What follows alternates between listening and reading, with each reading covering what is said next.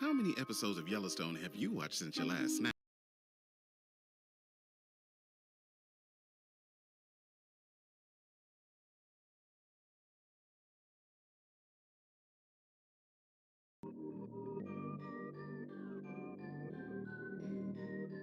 MTC Beats.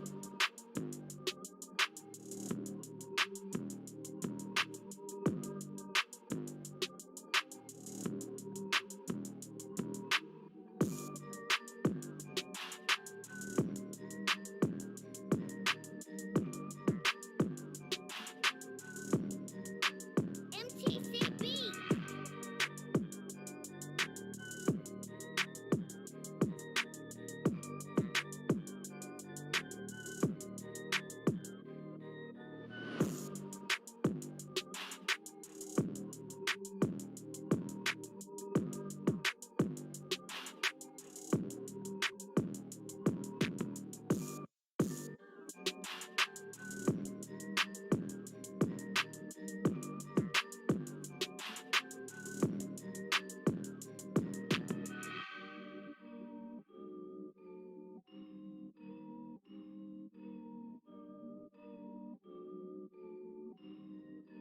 MTC Beats.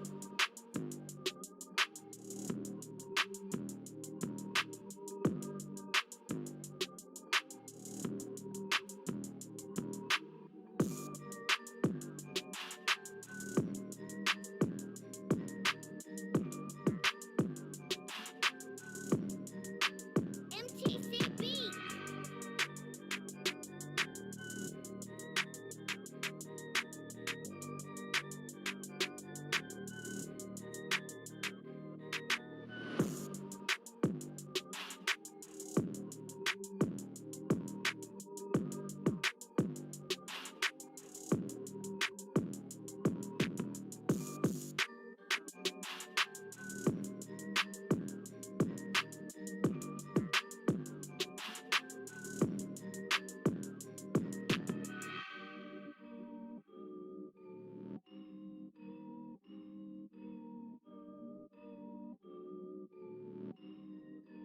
MTC Beats.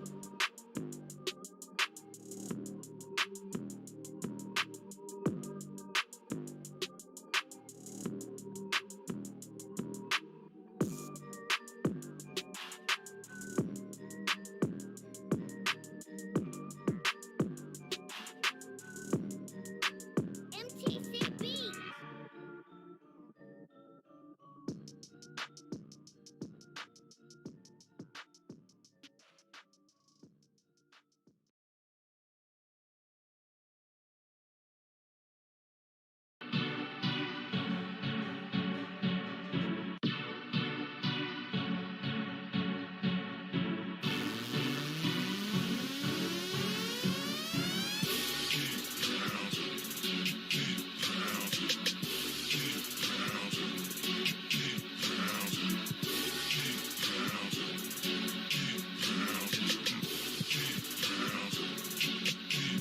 This is my state, this is my team.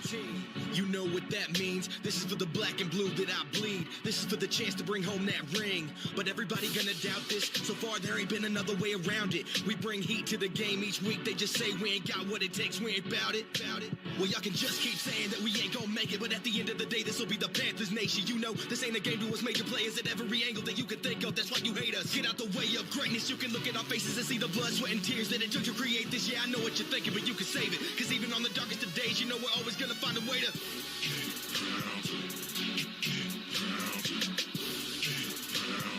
tell them what we gonna do, we gotta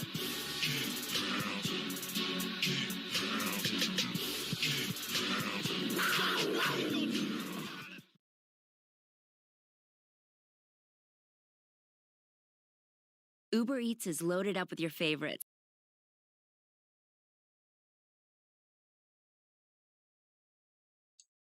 All right, folks.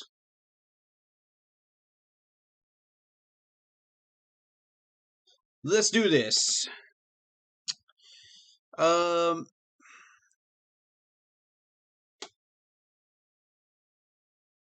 Before we get started, hit that like button, hit that sub button, hit that bell, select all.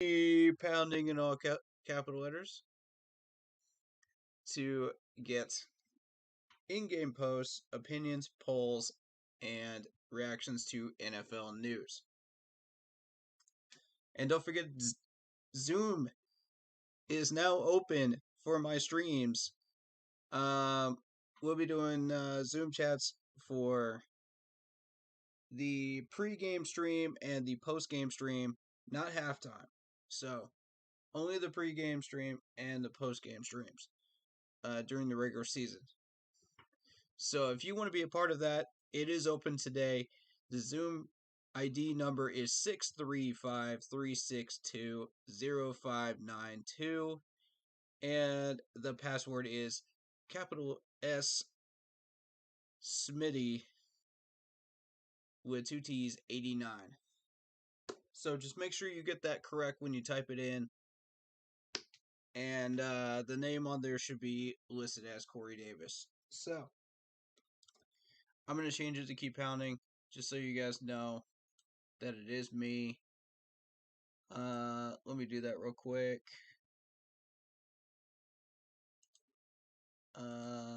Let's see.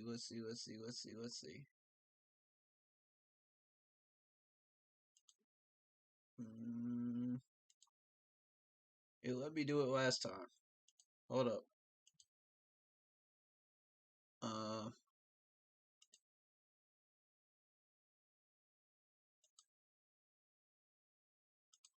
Okay.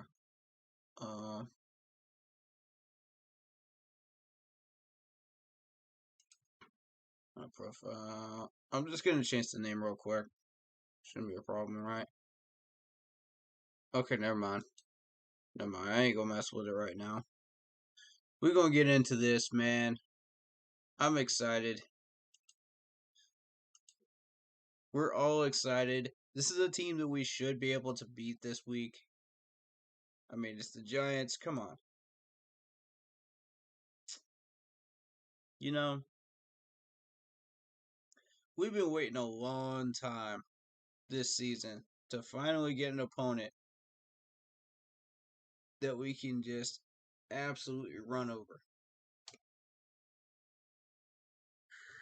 Oh, so how are we all doing today? Everybody having a pleasant day? We're going to get into this Giants depth chart in a minute. We're also going to get into injury list. We're going to get into pressers today. And we might also do a couple other things too, depending on what pops up. Shout out to Autumn. Shout out to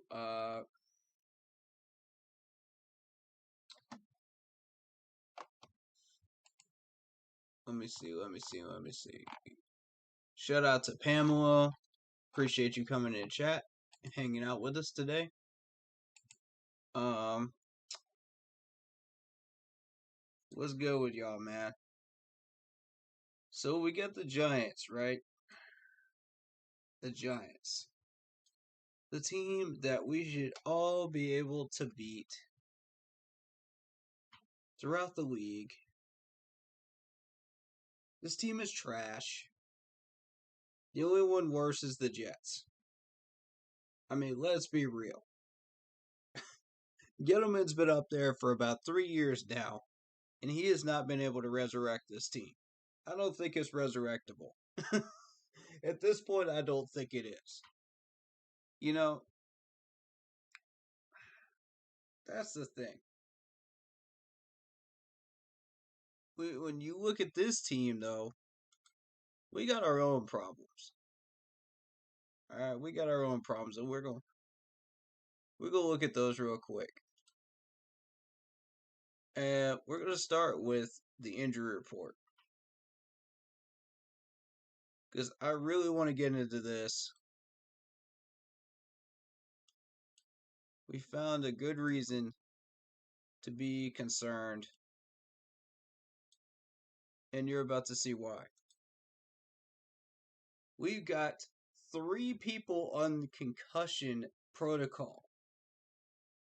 3 players on concussion protocol. Now, how in the world did all 3 of these guys end up on this concussion protocol? Because I can guarantee you none of this happened on the field. We got Alex Erickson, the wide receiver that we've been using on special teams, did not practice on Wednesday, limited practice on Thursday and Friday. And he's listed as questionable. Then we got our second concussion protocol guy here, Terrace Marshall Jr. Now, this is the one that's significant because we've been having trouble on offense. Did not practice all week, and he's listed as out. That's not good. We did get Shi Smith back, but we lost Terrace Marshall Jr. So I don't know if that properly balances out or not, but these injuries, man. I'm trying to tell y'all. Then we got Giovanni Ricci with concussion. On concussion protocol, and now he's listed as a fullback. Did not practice all week and is listed as out. What are we doing with Ricci, man? I don't even understand this. First, we have him as a tight end in training camp. Then we list him as a backup running back. And now this man is listed as a fullback, and he's on concussion protocol. Someone please explain to me what we're doing with Giovanni Ricci, because I don't get it. I don't get it. I don't understand this. 3 players on concussion protocol within this week.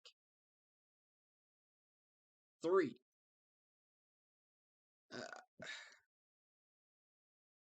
This is boggling my mind. This is the second straight week we've had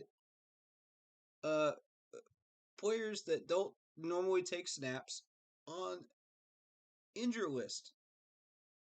And this is... I don't know what's going on with this team right now. I think it's time to re-examine what drills we're doing in practices because this is getting ridiculous. This is getting utterly ridiculous. I get freak accident injuries, and I'll explain what I mean by that. You got, hold up.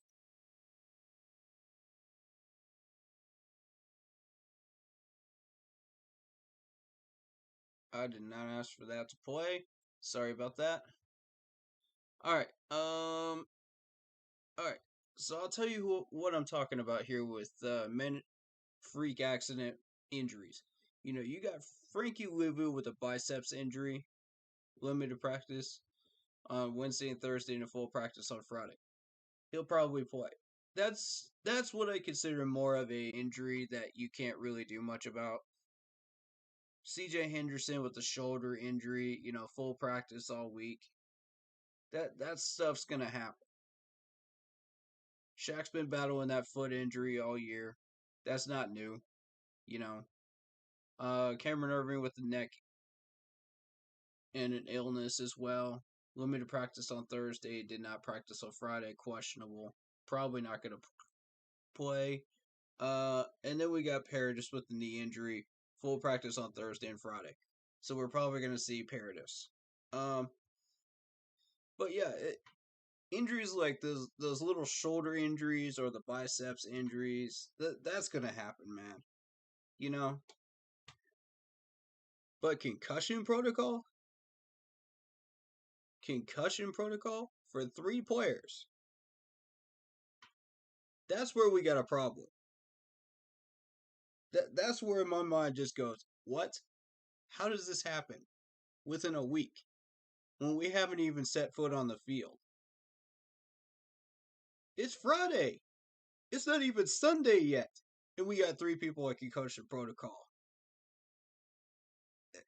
Someone explain this to me, man, that's on the inside of this organization, because I don't get it. I don't like this. Man, shout out to El Salvador, man. Y'all some real ones out there, man. But hey, man, these injuries are becoming a major problem. Major problem every year. So it made me look at who the staff members are. You know, because I wanted to know who's running the show here with player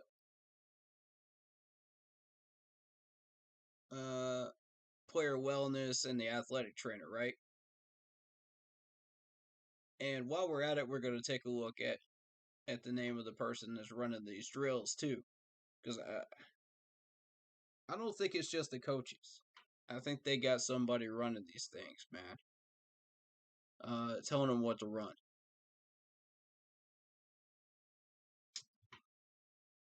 Maybe they do, maybe they don't. Director of Player Wellness, Kent Johnston. Okay. Now, think about this, man. How are we supposed to win games when our star players can't even play? We got 3 on concussion protocol. If you can't keep these players on the field, what are we doing with these players in the first place? We laying eggs? Is that what we're doing? Then we got head athletic trainer Kevin King. And I just saw something earlier on, I think it was yesterday, where Graham Gano said that they misdiagnosed his injury. Really? Let's talk about that one. That's a former player saying that right there. You know, this is not a joke anymore, man. We're at the point where this is beyond a joke.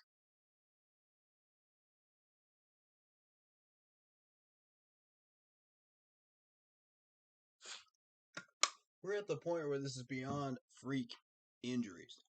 Okay? When we've been dealing with this for 6 years, it's too long. Graham Gano said they misdiagnosed his injury. How many more have been misdiagnosed? That's what I want to know. Since 2015. How many more?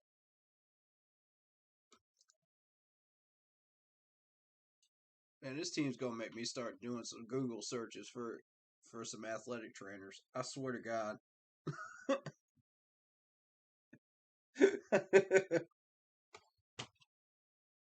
Y'all killing me with this. How many more seasons we gonna go through? You know what?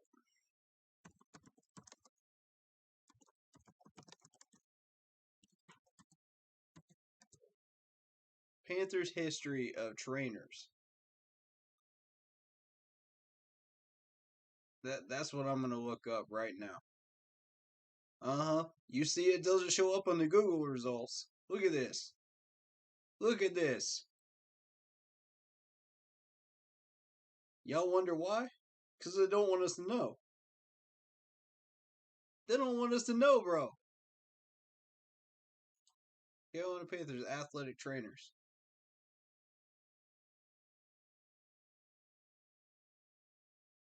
I want to know who we've had.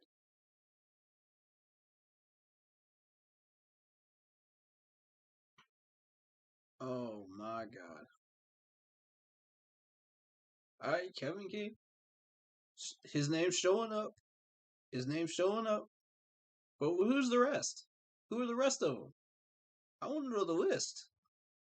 Because if we're sitting here with this type of injuries every single year, these are not freak injuries, folks. You go back and look at the history of our injuries. And who gets injured?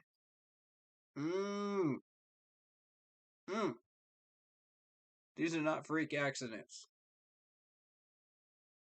A few of them are, but I don't know, man. I don't know. They don't want you to know the list, though.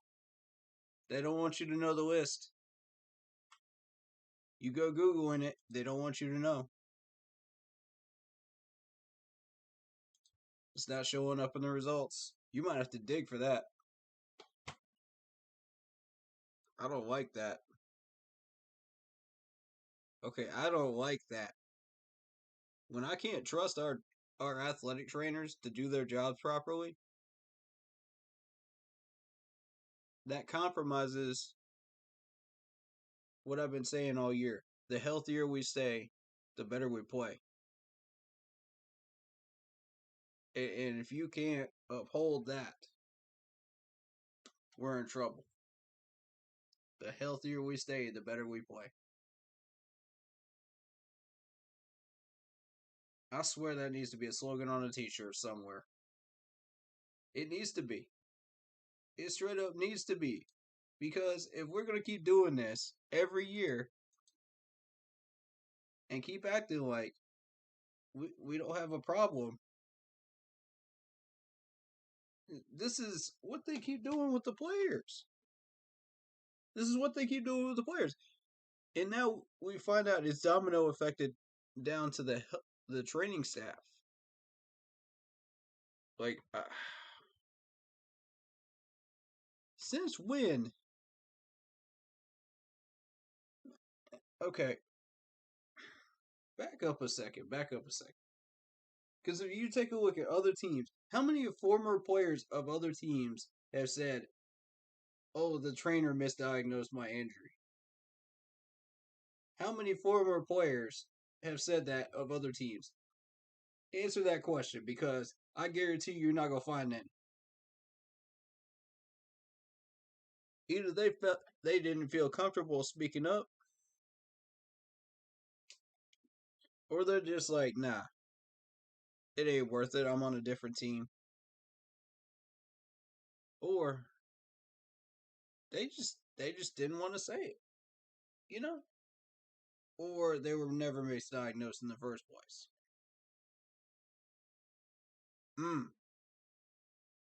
Something to think about, folks. I just wanted to open up the stream with that right there. Because it's important. I wouldn't spend this much time on this if it wasn't that important. You know? Alright, next thing. Transactions. That's the next order of business right now to take a look at. Okay. So as of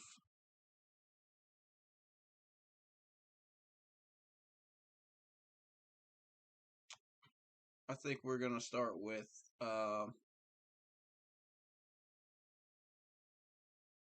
we're gonna start with the 16th here because there's a lot going on the 16th.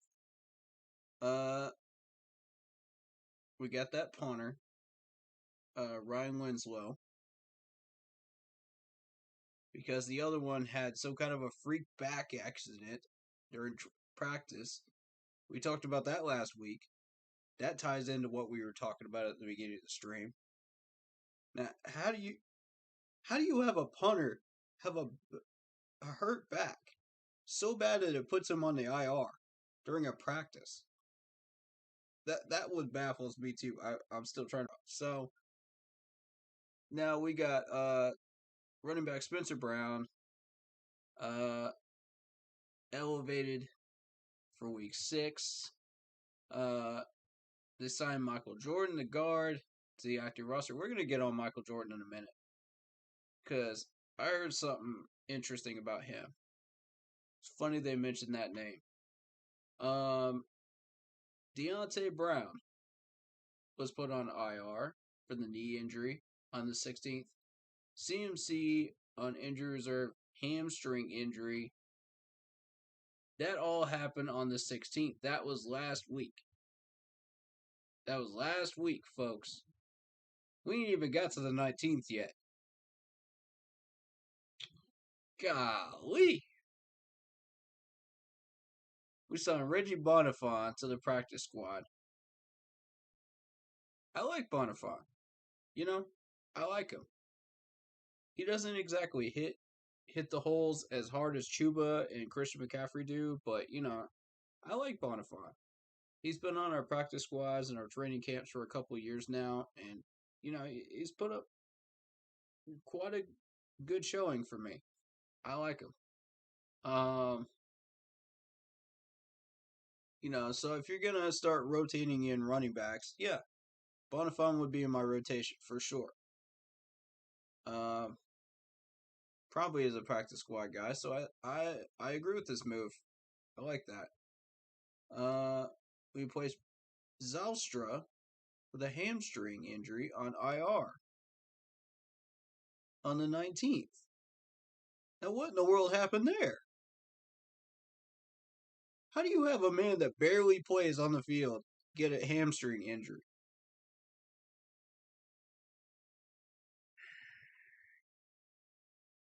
It's these drills, man. It's these drills. I'm telling you. It's got to be these drills. Look at how many people got injured during the week that don't even take snaps. It's got to be the drills. That's the only answer I've got for you guys on that one. So we signed punter Ryan Winslow, and Ryan Winslow did all right against the Vikings. As long as you get past 35 yards on a punt, I'm happy. You don't have to get it inside the 20 every time, but at least give us some decent field position to work with. In the field position battle. To where our defense can get to work and get something done. But I think I saw where he got him inside the 20 like 3 times in the Vikings game. Not bad. Not bad at all. I like him. So then we signed DB Miles Hartsfield. Now he's designated to return from the IR. My bad. We had him already. So he's designated to return from the IR. Please put this man in place of Sean Chandler. Please. I'm begging you, management.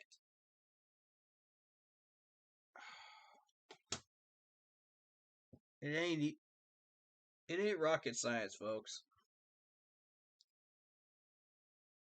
Chandler's the obvious kryptonite of this defense. I don't know why people don't see it in our management.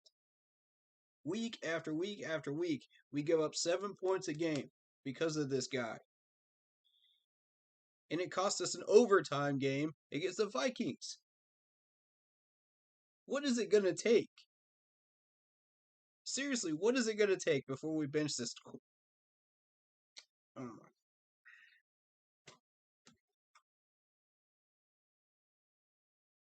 What is he buying you a new yacht? Is he buying you a limo? Like, how is this dude still on the field? Alright, to Michael Jordan here, the guard that we now put back on the active roster. He's been switching back and forth from the 53 to the practice squad and then back to the 53 again. Alright, so let's talk about Michael Jordan here, man. There was a press conference of Joe Brady's recently saying that the offensive line was improving each week. And he hyped up Michael Jordan, the guard, saying that, we're really excited to put him in, this, that, and the third. Pause. Is is our offensive line really improving each week? Is it? Is it? Is it, Joe? Or is that Pinocchio nose just growing a little bit bigger each week? Honestly, man. Come on. It, I don't understand how this man can come out here and lie to us blatantly and expect us to buy this nonsense. Come on, Joe. We're not stupid. We see the problem. We've been watching it for the past 3 weeks, bro. You expect us to buy that nonsense? Come on, bro. I don't understand.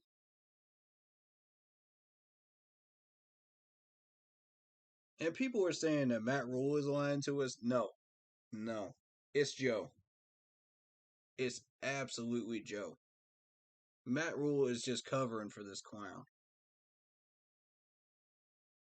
That's where it is right now. Matt Rule is just covering for him.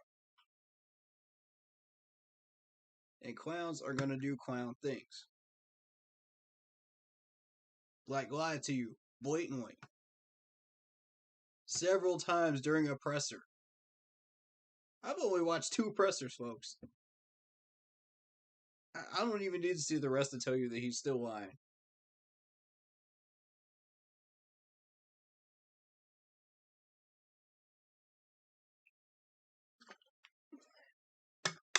And we're gonna come out here and act like, you know, we're the best 3-0 team and everything else. You know, I gotta give Twan his props, man. Twan was saying that you cannot hide Joe Brady's inequities. You can't hide it. You can't hide what this man is failing to do for us. And he's right. He's right. How many times are we gonna keep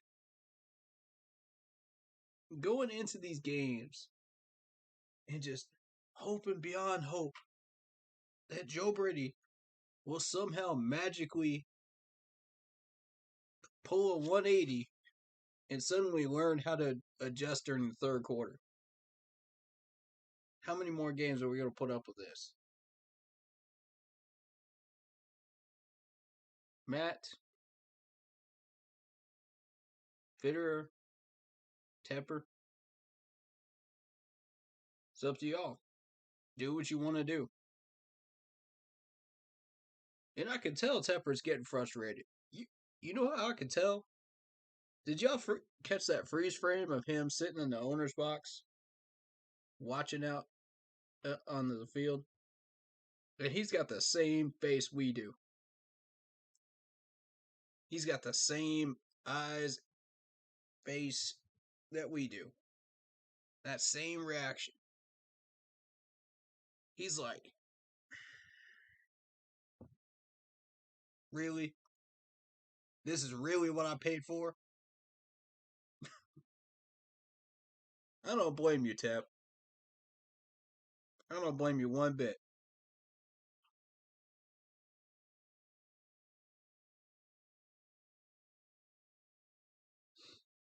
He's starting to get a dose of what we feel every week. He's starting to really understand how we feel. And he's starting to listen.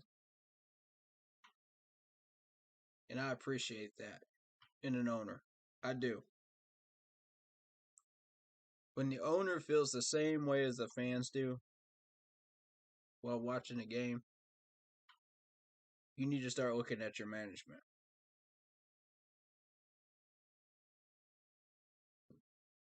You know? And I have a feeling that's exactly what he did this week. It's not going to take him long to find out where the problem is. He don't want to be involved, man. He don't want nothing to do with the football operations. He said, okay, that's Matt Rule's territory. That's Scott Fitterer's territory. Let them do what they need to do. Let them build up what they need to build.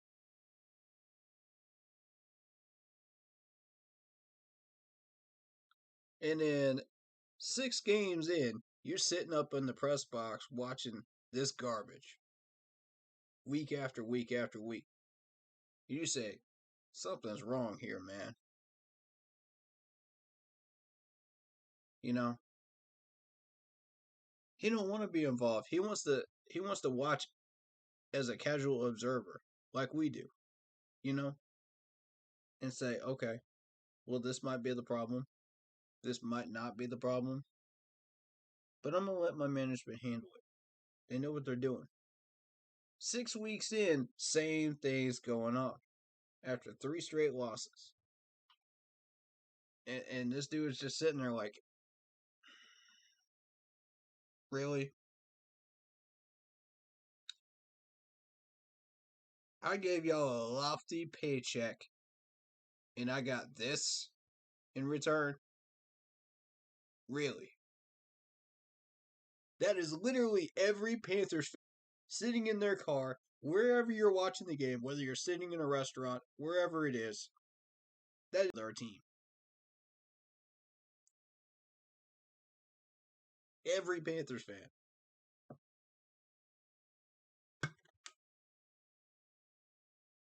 Tell me I'm wrong.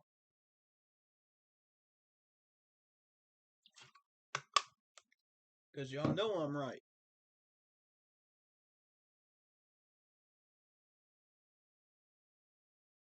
We got the owner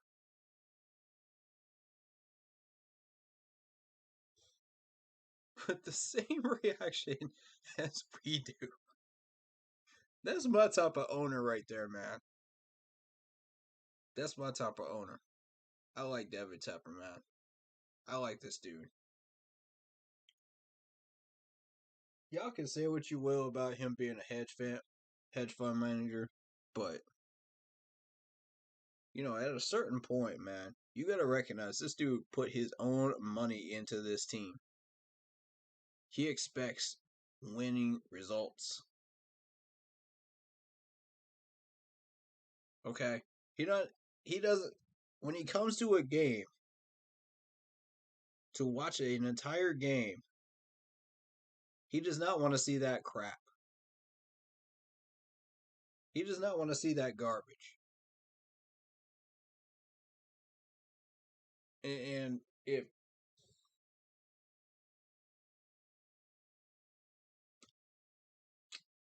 something's got to change, man. I'm telling you.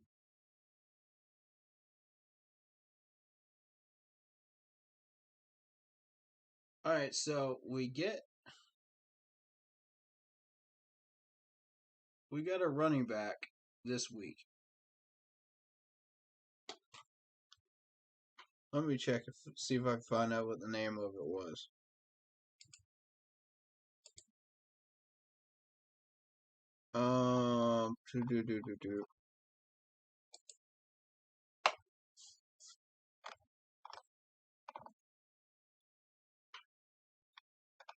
Okay. We're going to discuss a few more things too. But we signed Amir Abdullah, former Vikings running back, right?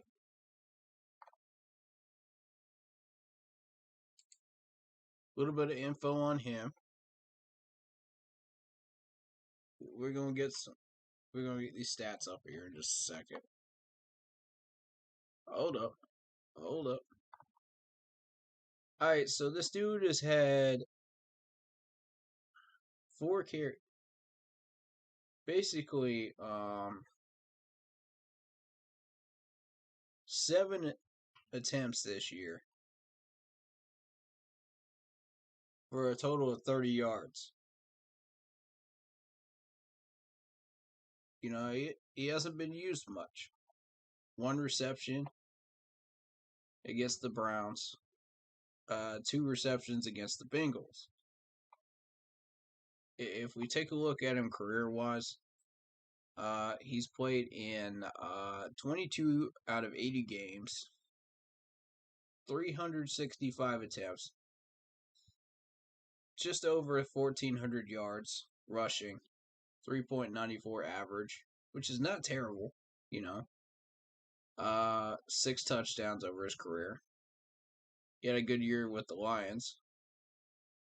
4 touchdowns there and 2 in 2015.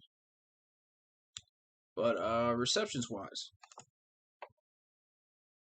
84 receptions for 593 yards total for his career. 6 total touchdowns for his career, averaging just about 1 per year that he was used. He's had 9 fumbles over the course of his career. 5 of those happened in 2015. You got 2 in 2017, you got 1 in 2018, you got 1 in 2019. And he lost 5 of those 9 total fumbles. So that is Ameer Abdullah. I am familiar with him. When I heard the name, I was very familiar with that name. So,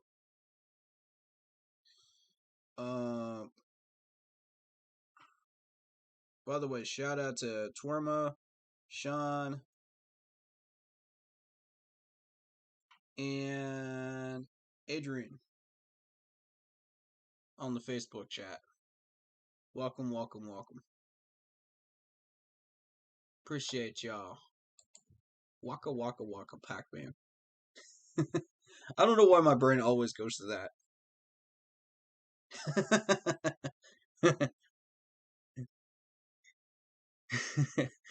Oh my god. Alright. That's what we need to start doing on offense, is starting to eat some of those yards though.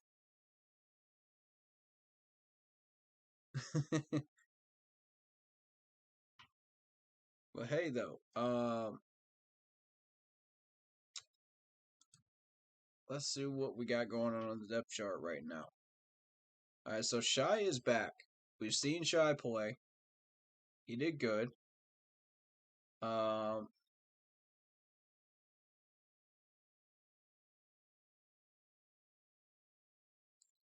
Alex Erickson is on the concussion protocol, so you're going to see Robbie out there again. You know,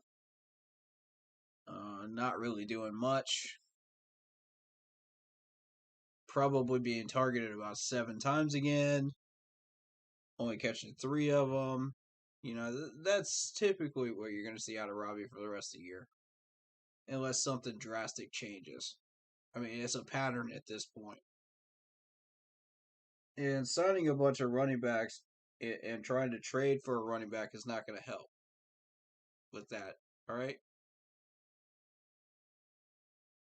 That's not going to help us offensively. We're good at running back. Stop messing with the running backs. We got Chuba. We're good. Now, don't get me wrong. I like Ameer Abdullah, but I like Bonifon. But wouldn't those spots be better used for offensive linemen? Where we actually need help to protect our season on the line quarterback? Because if Sam goes down, we're screwed. There's no 2 ways about it. We're screwed. I'm not even going to cupcake you on that one. I'm not even going to beat around the bush on that. I'm going to tell you straight up. That's where we're at. If Sam goes down, we're done. Everybody in Big Cat chat is all like, oh, put PJ in, put PJ in, PJ this, PJ that. Like he's some kind of savior for this team. Okay, put him in for a quarter. Watch what happens. Put him in for a quarter. See if I'm right. This man's still overthrowing the moon. I'm tired of hearing about PJ, bro. I'm tired of it. Sing me another tune.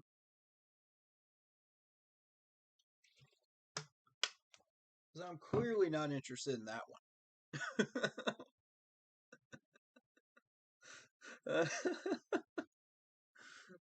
Oh my god.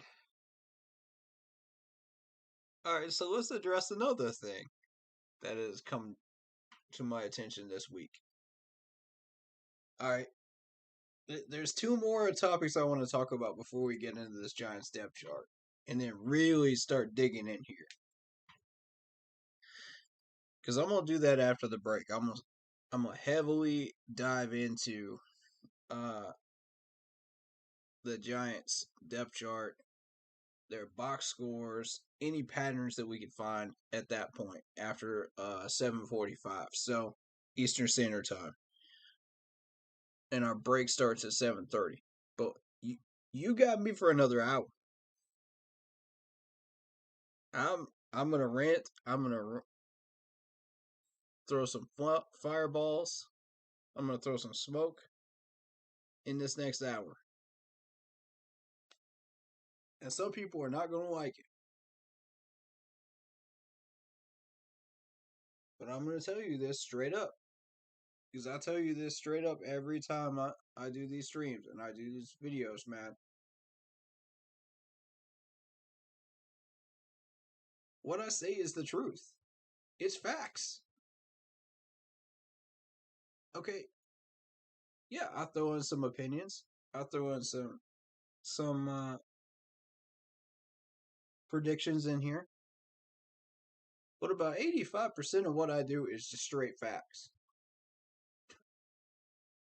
That's just how it is. You can look this stuff up yourself on public by Googling it. Okay. I'm not going to beat around the bush here. We're going to start with this conversation about Cam Newton. That's one. Then we're going to get into Deshaun Watson. But I want to address the Cam Newton thing first. Because I've heard God knows how many fans talking about this every week. In the Facebook group chats, in everything else. I want to get into this, man. Straight and simple, man. Cam Newton is not going to accept a backup role.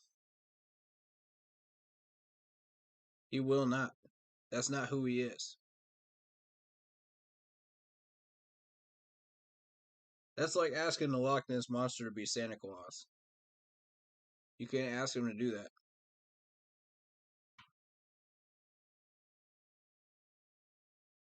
You know?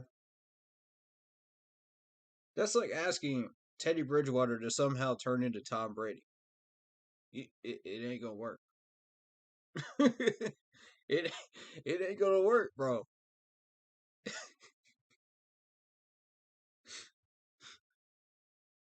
I don't care how much y'all want it to work, it's not. It's just not. You're not gonna turn this man into a pocket passer. Belichick just tried that.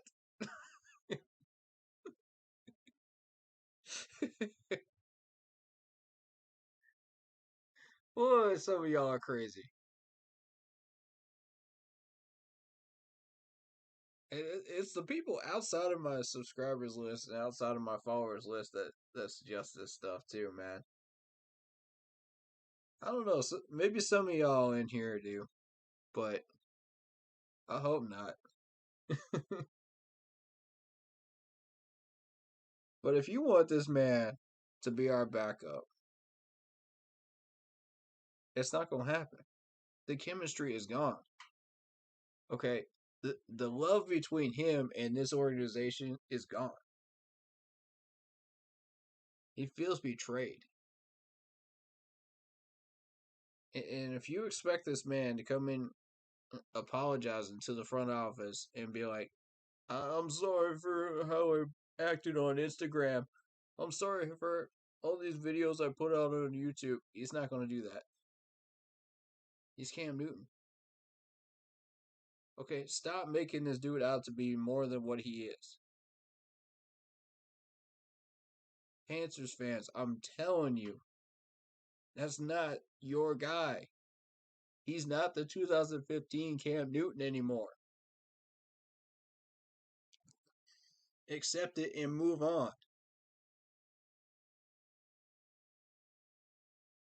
I accepted that after 2016 when I started seeing him make terrible decisions after that concussion. I said, you know what? He's got a good excuse, man, you know? That concussion wrecked his brain and he ain't thinking straight. His awareness is whack. And you noticed it in the numbers. He started throwing picks. 2017, 2018. He's not getting the reads that he wants. Part of that is on Norv. I'll give you that. But the rest of it's on Cam. On his injury more specifically. Because if you consider how many players got misdiagnosed in 14 and 15 during that run.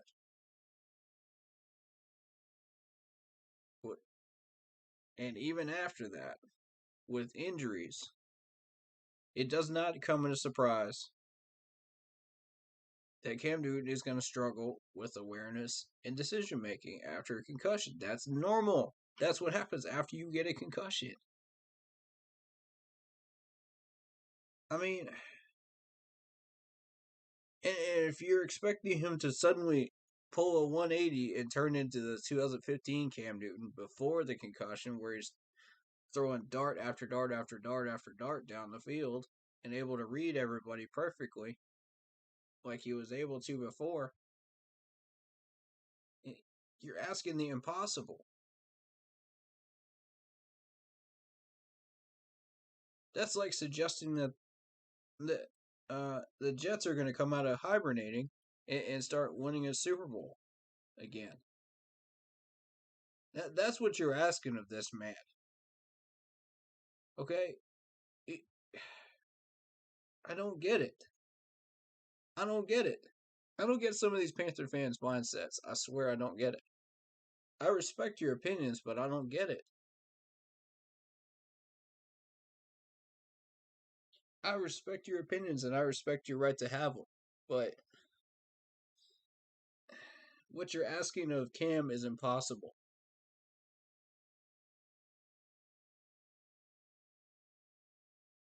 You know, it's like asking Scooby-Doo not to be Scooby-Doo. And not solve mysteries. And to be like a janitor or something. No. That's not going to happen. He's Scooby-Doo. And this is Cam Newton. You can't ask him to be anything more than he already is. And if you're asking that, Bill Belichick should know that he signed Cam Newton knowing all of these weaknesses, knowing all the baggage that comes with it. You know, with the shoulder injury that's never going to be 100%, but it's going to be like 90% or something like that, you know. It's never going to be fully healed for the rest of his life. So you're accepting that baggage as well. But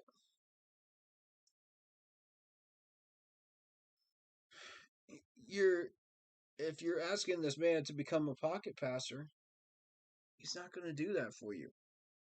Okay, he's going to run. And if you cannot get mad at him for running. That's what he does. You know, it's like asking Russell Wilson to be a pocket passer. It's like asking Teddy Bridgewater to just stand in the pocket and do nothing when he sees a lane. Like, come on. And we're not asking Sam Darnold to do that. Nope. We have never asked any of our quarterbacks not to do that. You know? Not to be who they are.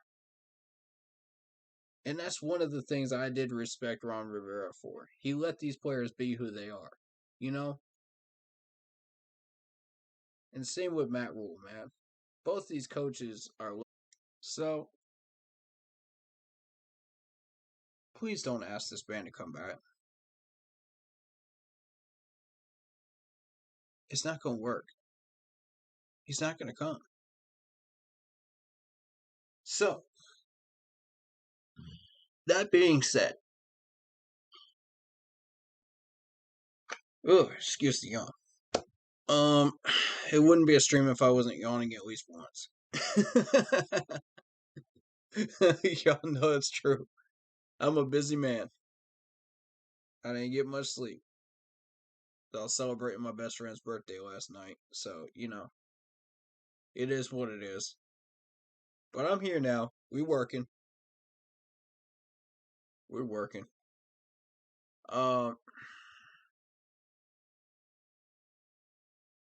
Man, shout out to Winhow, man.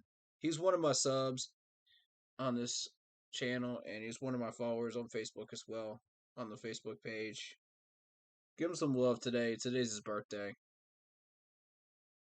Yo, man. Love that dude. But hey, so let's talk about Deshaun Watson. Deshaun Watson. Now, there was a rumored three-way trade with the Dolphins, Houston, and Denver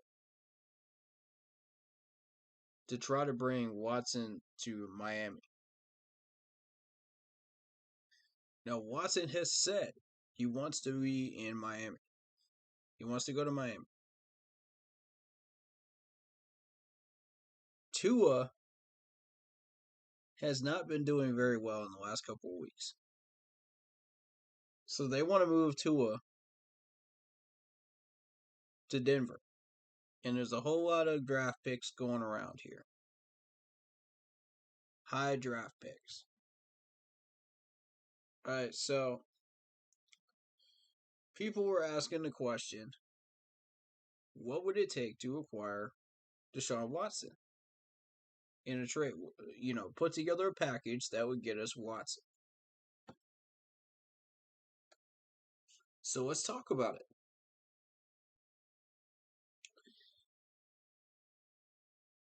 You know, ignoring the fact that there's been no information on his cases, ignoring the fact that he's kind of treated the Houston management like trash.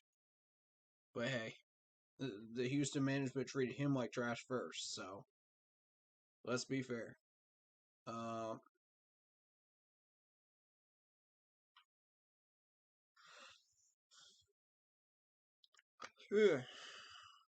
Yeah, let's be fair, man.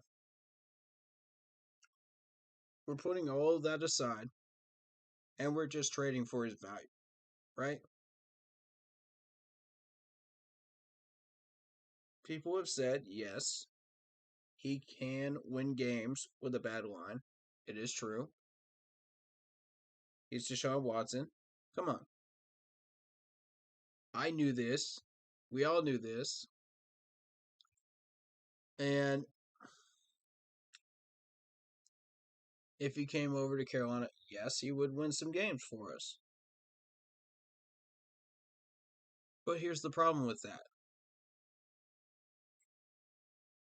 With him and Joe Brady trying to connect, it wouldn't work. Okay, it just would not work. Joe Brady is just trash. Let's call it what it is. Let's call that spade a spade. Because that's exactly what it is, man. Joe Brady just does not know what he's doing. And he's been lying through his teeth every press conference. So if you really expect there to be chemistry between him and Watson, I don't see it. I don't see it. I'm sorry, I don't see it. All right, let's assume there was going to be chemistry between those two. And I mean, we're assuming a heck of a lot at this point.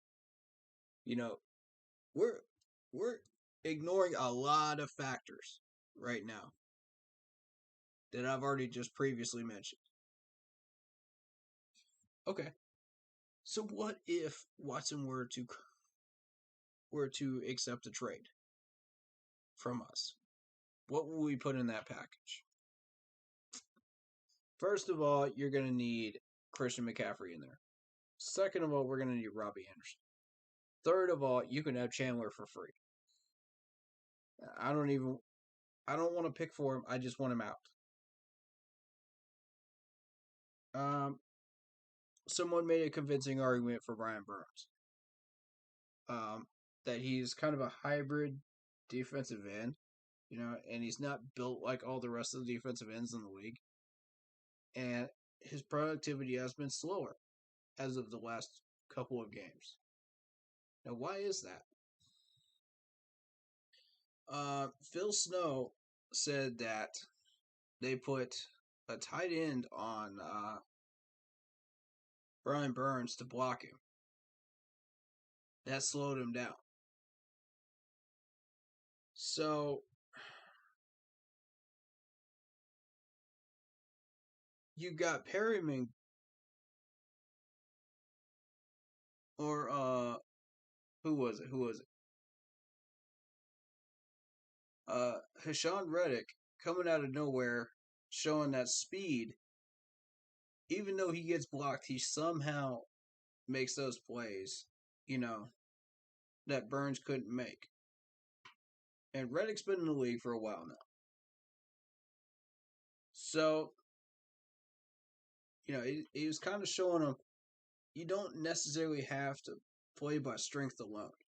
You can play by speed, you can play by athletic ability, and you can still get these plays.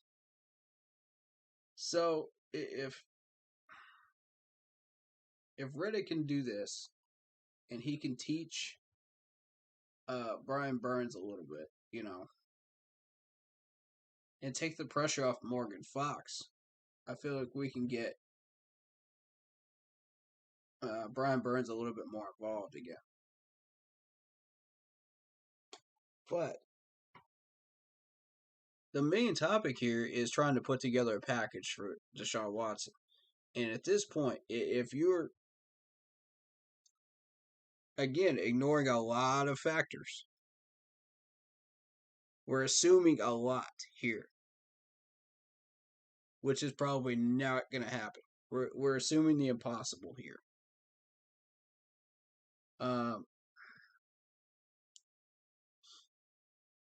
So let's put that package together for Watson, right? You got CMC, you got Brian Burns, maybe you got Robbie. You can have Chandler for free, and we're talking multiple draft picks. That's if Watson even decides he wants this. He's already decided he wants Miami. He's already said he's interested in Miami. So again, I'm not surprised we didn't show interest in Watson after this week. I'm surprised we were even in this hunt to begin with for this long. Knowing all of these factors. Yeah, he can play with a broken line. Yeah, he can win you games with a broken line. Yeah, he can do all of these things. But there's no chemistry with him and Joe Brady. There probably never will be. There's no chemistry between,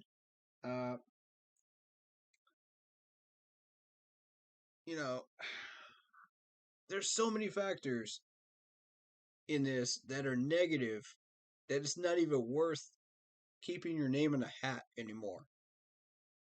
It really isn't. And realistically, I like him as a player athletically. talent-wise, I do. But if we're at this point where we feel that we need to go after Watson, we are desperate. You know what I'm saying? Like, we are desperate. And I think Sam Darnold is adequate for what we're trying to do. No, he's not the greatest quarterback out there. Yes, he has his weaknesses. Yes, he throws picks. Yes, he has fumbles. But let's be real here. People are wanting Cam Newton. What do you expect him to do that's any different from Sam Darnold this year? Plus, he won't take a backup role.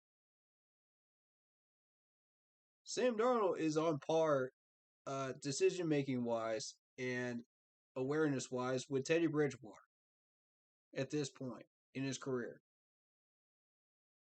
This is not the same Cam Newton as 2015. Stop making him into one.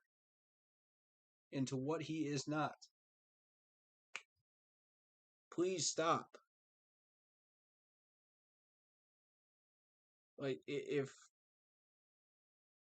we could turn water into wine and make Sam Darnold into the quarterback that these two are not, you know, and start winning real big games, despite Joe Brady's terrible play calling, and you know, adjust despite whatever he throws out there as calls, we'll be doing fine. Yeah, everything would be rosy, but we can't. Sam Darnold is Sam Darnold. Cam Newton is Cam Newton. You can't expect this man to suddenly turn into Tom Brady out there and start throwing some bombs, you know? And throwing some darts to people. So,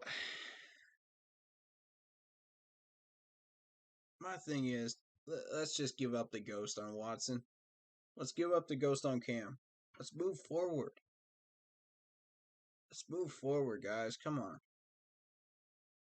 We can live with Sam Darnold for a year. You know, it's not the worst in the world. We've had worse than this. Trust me, we have. If you've been a fan since 95, you know we've had worse than this. I don't even need to mention a certain Notre Dame quarterback that was absolutely garbage for us back in the Fox days. I don't even need to go there. Okay, so we're not doing that bad at quarterback that we really need to be that concerned. You know, we're still putting up at least 17 a week. That's with Sam and equities. So, I feel like if we put PJ in, he would overthrow, which is pretty much the same thing as losing the field position battle and giving up turnovers. So it's basically the same thing. If people want PJ in, that's what you're going to get. But go ahead and put him in. Put him in, see what it... Never mind what I'm saying, though. If you think that PJ is not going to do that, go for it. Let's watch the wins sail right out of our 10-win season. Don't take my word for it. Watch his practices. Watch his training camp videos that I put out. I mean, I doubt this man has changed since then. I hope so. I genuinely hope so, because I would love to see him stay on the team and be a legitimate second quarterback, but we're asking too much, maybe, for that to happen? I don't know. But I'm not ready to give up on him yet. I know what he can do. And we all do too, because we've seen it. So, Christopher Kelton says, here's an idea. Why don't we move him to linebacker where he naturally needs to be? Move Nixon to defensive end where he naturally needs to be. He could set the edge and force the run towards Burns in run stops. Ooh, not a bad idea, Christopher. We're talking about Brian Burns here and Nixon. That's an interesting idea. I kind of like that. Kind of like that.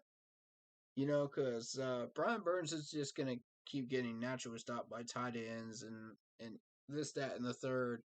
Because the Eagles figured it out, and then the Vikings took advantage of it. And it's going to keep going down the line with decent defenses, you know. Not teams like the Giants that we're facing this week, not the Falcons, because they don't know what they're doing. You know, but as soon as we hit the Pats at week 9, they're going to figure it out. They're going to see that in the tape, and they're going to say, oh, yeah, let's shut down Brian Burns. We're going to play teams like Arizona. We're going to play teams like the Bills, the Bucks, the Saints again. They're going to figure them out, and they're going to say, okay, this is how we stop Brian Burns from wreaking havoc in our backfield. So, I like that idea, though. Can they be converted, though? You think they can be converted? That's a good suggestion. You say leave Cam alone, leave Watson alone. Let's get an offensive line. PJ is a backup, but he does have the times when he plays good. Yeah, back in 2019 and 20, he looked really good, really solid. He was more of a game manager type, like Teddy, but he can throw deep balls when he's playing well and throw them on target. I'm not saying he's starter material just yet. He's a backup, like you said. This is when he's not overthrowing the moon. You know what I mean? Like this year. But this is what he's actually capable of doing. Like, if you watched him during preseason during 19 and 20, you'll see exactly who he is. You know, he did have one bad game, I think, in preseason. I forget who it was against, but, you know, he looked a little rough out there. And we had no choice but to go to the third string. But I was like, give him time, give him time, give him time. You know, he can correct that. You know, if you give him time. But these overthrows, I don't know what's going on with those. Honestly, I've got no answers. I watched him all throughout training camp. I watched his technique. I watched his footwork. I watched his hands. I watched his arms. I've got no answers, guys.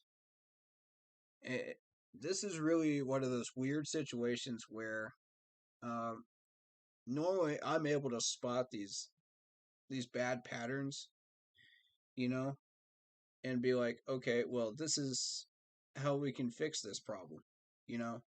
Maybe it's bad footwork where he just hops 3 times when he's trying to set, or, you know, he gets happy feet or something, you know. Maybe it's his arm just not getting the right strength on it when he releases the ball. You know, maybe it's his hands, you know. We don't know. We don't know. It does come down to technique, I believe. I still believe that. It's got to be a technique issue. Because he was not doing that before. Yeah, he would overthrow it, but when he was overthrowing it in 19 and 20, he did it for a reason, you know?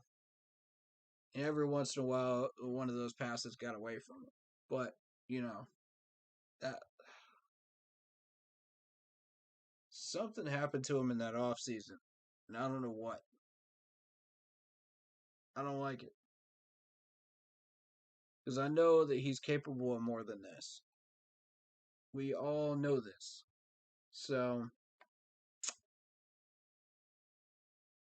you know, it's in the training camp videos. I tried to get as much footage as I could this year. I didn't have any footage from last year because none of us were allowed out there. But yeah, he looked all right in preseason last year. So That's why I'm not ready to give up on him. I want more out of PJ. And when you know that a man is capable of more, you try to push more, right? But when it comes to players like Sam Darnold or Cam Newton or Teddy Bridgewater, asking them to do any more than what they're doing right now, you can't ask them for anything more. So, I mean, I'm with you, Christopher. I think we need an offensive lineman. These running back spots that we keep messing around with, we can do something more with. So, they're better suited for offensive linemen. And you got Joe Brady just hyping up Michael Jordan like he's the second coming. You know, and I'm like, why don't you tell me more lies, Joe? Tell me more lies. Tell me more. He's reading us a fairy tale book at this point. This is ridiculous. If anybody buys what Joe Brady is trying to sell us right now, if anybody still buys it, man, after week 6, y'all are delusional. That's all I got to say. Y'all the crazy ones. Because all the rest of us see it. About 90% of this fan base sees it, bro.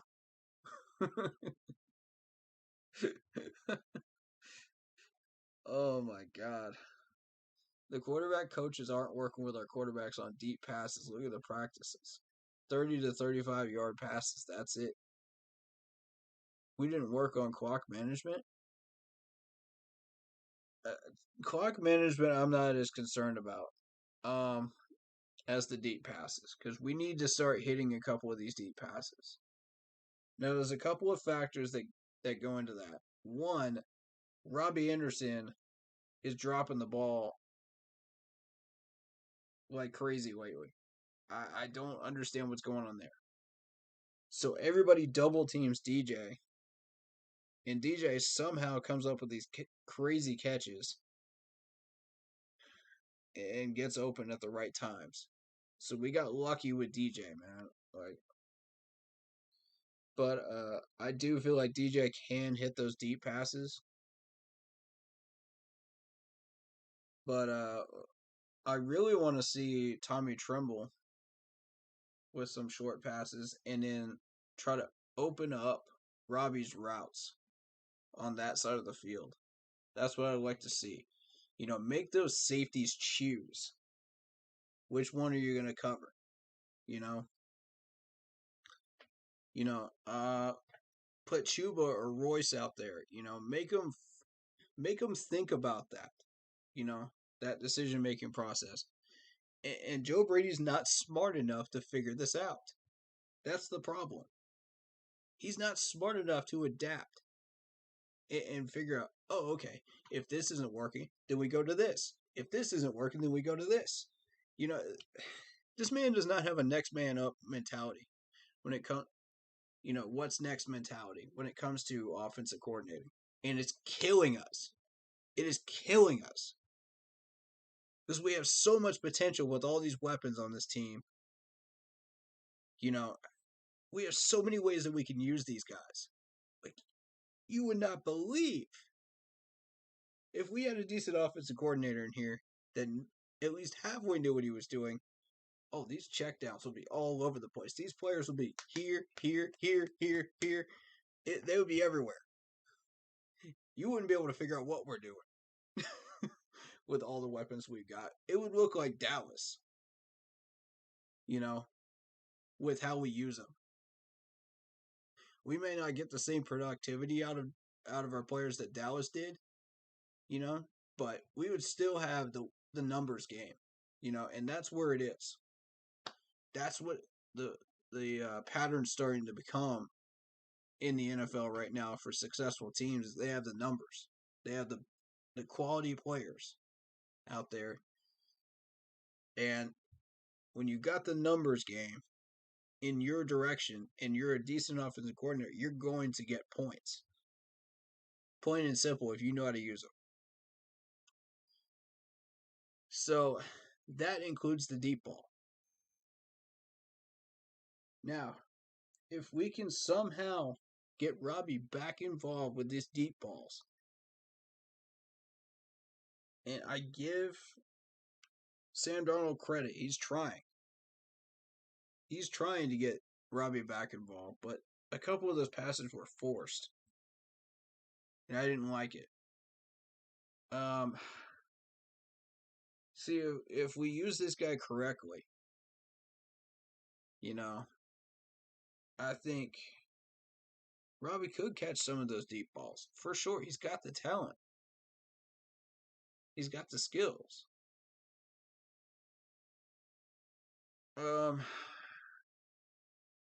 As far as clock management goes, I'm fairly satisfied with that. It's been we've been very smart with our timeouts when we haven't been wasting them on stupid penalties that we've been trying to cover up our players for. And that's what I've been saying, like, week after week after week, is let these penalties happen. That's the only way they're going to learn. Save these timeouts, use them on these drives when we got 2-minute drills, when we got 1-minute drills, towards halftime, towards the end of the game, when we actually need these timeouts. If it drives us back 5 yards, fine. If it drives us back 10 yards, fine. Whatever it takes, these guys have got to learn. If these penalties show up in our numbers, fine by me. It's got to be that way. In order for these guys to learn, see this garbage on tape, and say, I can't get away with this anymore. This is killing our drives. This is backing us up. When we should be getting first downs, ball forward, moving the chains. No, we've got a holding call. No, we got a false start. That's where accountability comes in. These players have to hold themselves accountable and fix these stupid penalties. Thus the phrase, don't beat ourselves. Every time we commit a holding penalty, every time we commit a false start, and we back up these drives and prevent ourselves from getting to where we want to go, we are beating ourselves. Anytime that happens and we stop ourselves from moving forward, that takes more time off the clock. Okay? And that time off the clock prevents us from getting in field goal range and even the red zone when we have a shot at it. This needs to stop. These players need to hold themselves accountable. And they know who they are. Starting with John Miller. Okay, starting with John Miller. This has been a trend of a holding penalty every first down. At least once a game. Not necessarily on first down, but yeah. It's been a trend. John Miller has clearly been overmatched. He's got holding penalties galore. Dennis Daly looked a little weak in the past couple weeks. People have had questions about Matt Paradis. So I've had questions about Cameron Irving myself before the Dallas game. So, when the only offensive lineman we can truly trust is Taylor Moton, we have not done our job right as management to produce the correct set of guys to last an 18-game season. And when you don't do that, you can't protect your quarterback, and if you can't protect your quarterback, you cannot win games. Point blank. You cannot move the ball down the field. You cannot score. You cannot win games. Period. So it's not entirely on Joe Brady.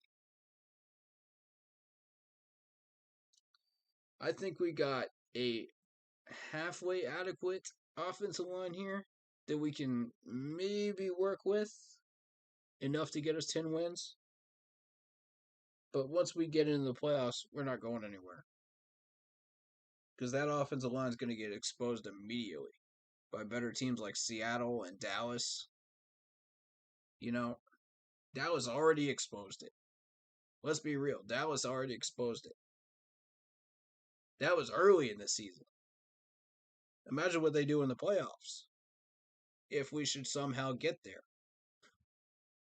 So, I don't just look at the next game mentality. I look at the entire picture. I'm allowed to do that as a YouTuber. The coach says, we're just trying to go 1-0, and his focus is on 1-0 each week. Which is fine. That's great. But I'm allowed to see the bigger picture here and show it to you. Because I'm a YouTuber and I know a good bit about this team, and I know kind of a good bit about what players we have, what they can and can't do. I've got a pretty good read. So I'm trying to give you guys a little bit more, than what he's selling you. And look at it a little bit.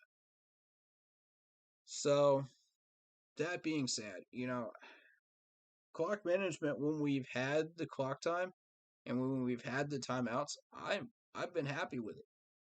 We've set ourselves up for several field goal attempts. It's not like we haven't. And that's where the kicking problem comes in. Because we've had to go through about, 3-4 kickers this year. So, if we don't get points out of that, that's kicking. That's not on the offense anymore at that point. But the offense can get them a better spot to kick from by not committing so many penalties. So, I see where Matt Rule is coming from when he keeps mentioning penalties every week. I get it. But these players have got to hold themselves accountable too.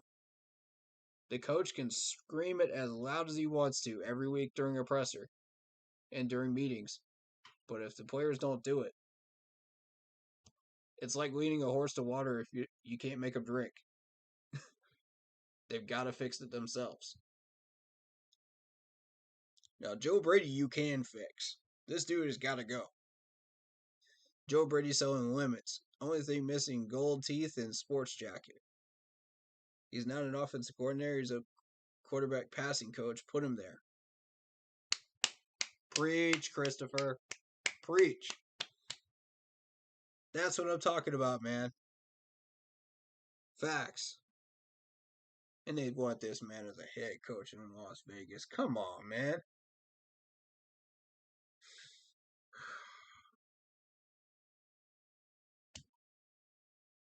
That Pinocchio nose just keeps getting bigger every week.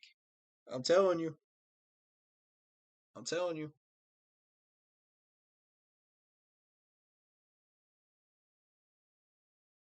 How many more lies are we going to allow him to speak in front of us and not hold him accountable for it, management? How many more?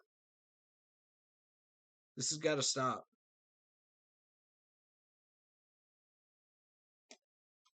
Better yet, why is there one coach every year that lies to us and the head coach covers up for him? Why is there one coordinator every year like that? You guys ever wonder that?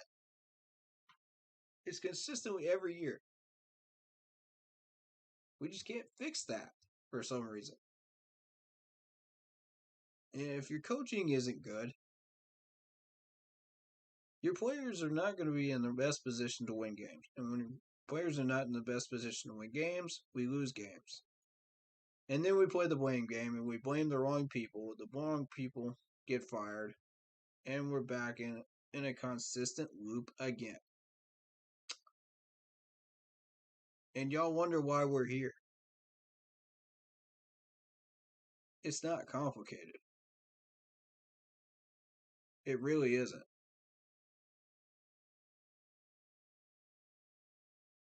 I got another 30 minutes to kind of talk on our team's problems.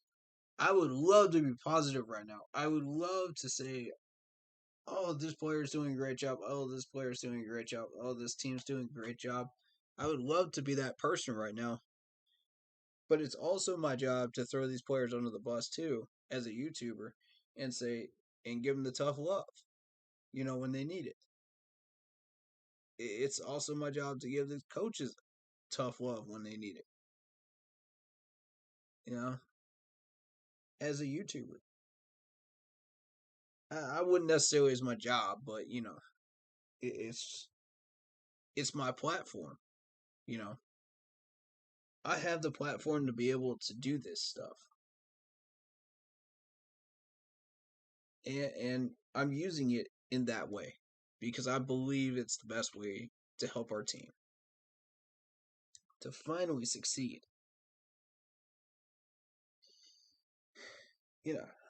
I apologize for using the word job. That was not the right word. Because I'm not making money off this. It's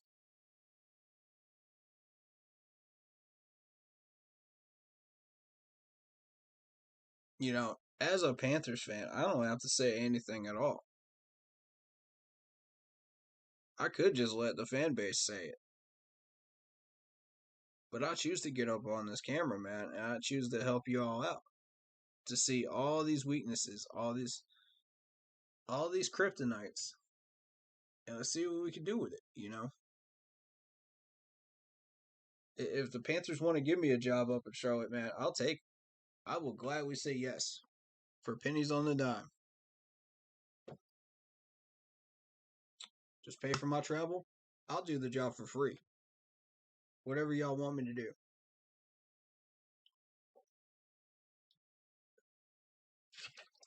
Just contact me. I'll send you my resume. Done. Within the week. I would love to work with the Panthers organization up there, man. But, hey, I'm happy doing what I'm doing right here, too. It's either way, for free. I'm happy, man. I love this team that much. I'm devoted to this team that much that I'm willing to do all of this for free. From the top to the bottom.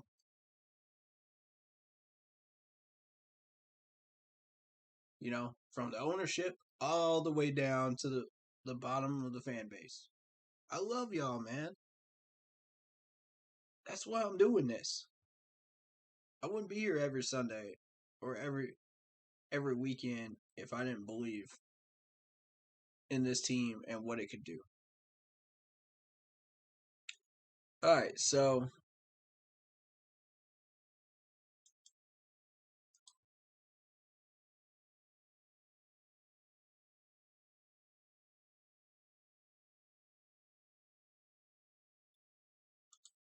yo, man, I'm actually about to play this video real quick.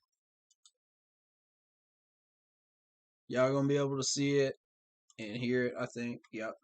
Here we go. Let's go.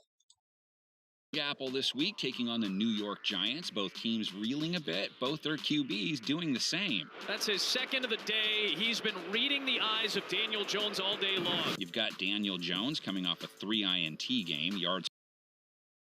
Let's look at these stats. 242 yards, 3 interceptions, 44.7 quarterback rate, 4.7 yards per attempt. That was him just last week against the Rams. Yikes. Per attempt under 5, rating under 50. Jones looking underneath and he's intercepted. Sam Darnold rating under 60, yards per attempt just 5, along with. Okay, here's Sam Darnold's numbers. They're even worse than Daniel Jones last week. They're even worse. 207, 55.6 rating, and 5.0 yards per attempt. Oh my god. And that was against the Vikings, man. That was against the Vikes.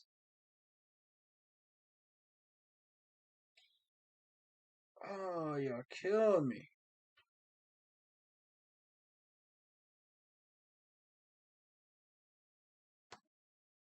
Let me tell y'all something, man. The Giants played the Rams. And the Rams, yeah, they will hold you to those types of numbers. But with Sam Darnold and this offense, we got no excuse against the Vikings. The Vikings are an above average defense. Let's call it what it is. It's an above average defense. It's in the middle of the league. We made him look like a top 10 defense last week with our shenanigans. That cannot fly, Joe Brady. That cannot fly. Do you understand that? You got to do better.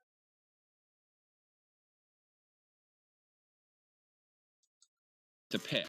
And it's picked off on the first play from scrimmage. And that's one of the things with Sam Darnold. Just has to understand. Look at that. That was a forced pass to Robbie Anderson. Forced.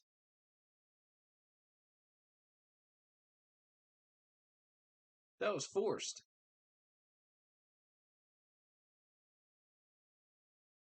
And we're going to come out here and we're going to act like Sam Darnold is the savior of this team in the first 3 weeks. Okay. Understand when to just take the L. Darnold's O-line continued to be an issue. 4 more sacks taken. 4 sacks allowed, 4 quarterback hits. Okay. Let me rewind that play right there. And I'm going to mute this, and I'm going to show you something. Hold up.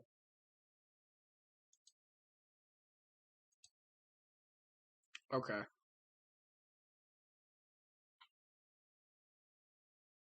Robbie made that so easy to jump that route. Okay. Let's pause it right here.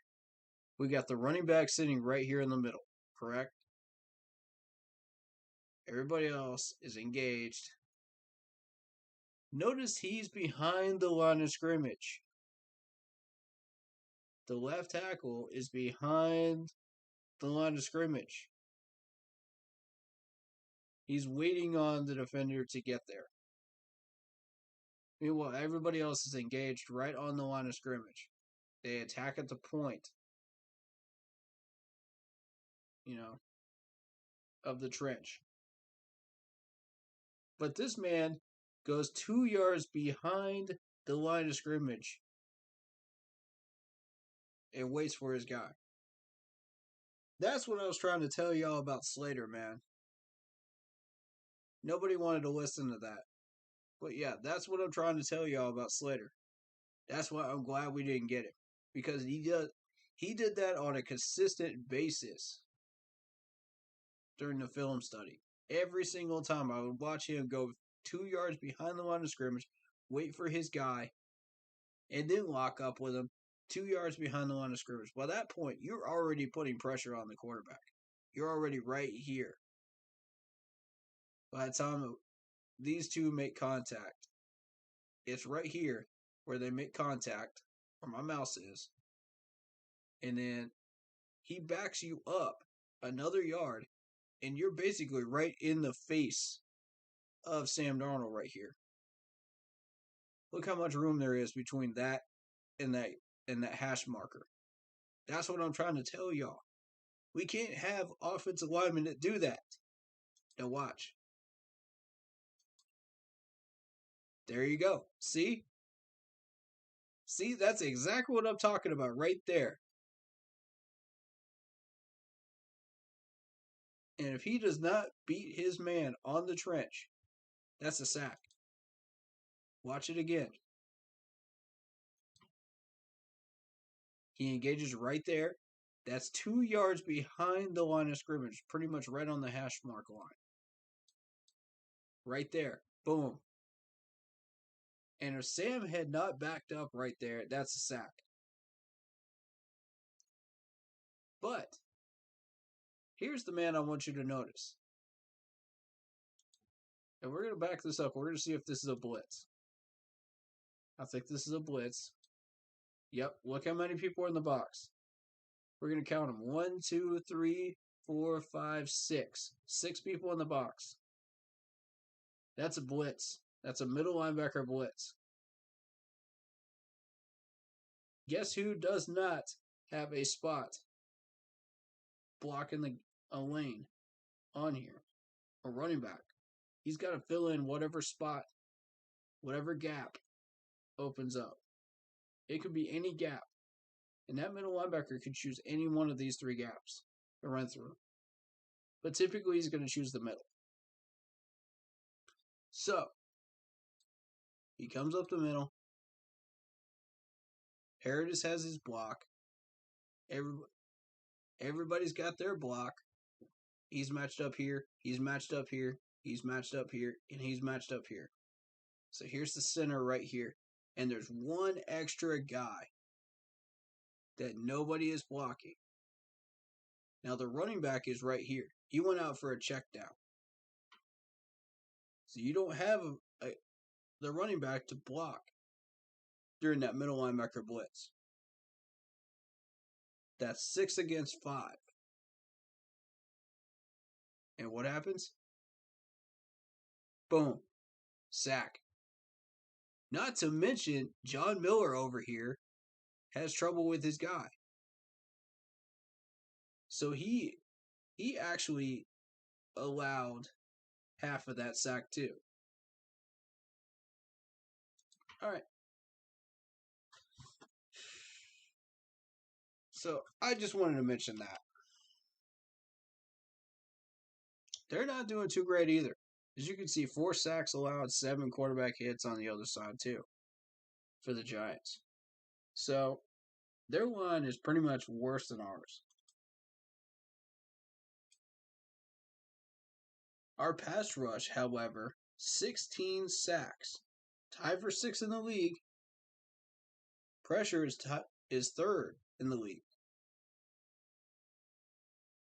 Okay. Y'all see this, right?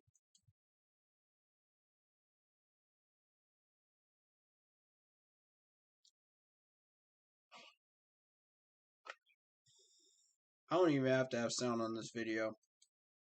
I'm just going to read off the stats to y'all. 10 sacks for the Giants pass rush, tied for 27th. Their pressure rate is 30th. And that's the difference between us and them. Quite frankly, that's the difference.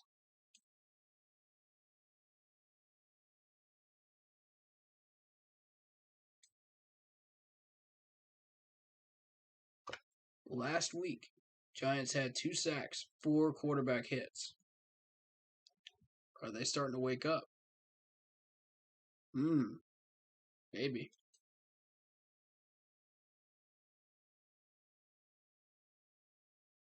That line,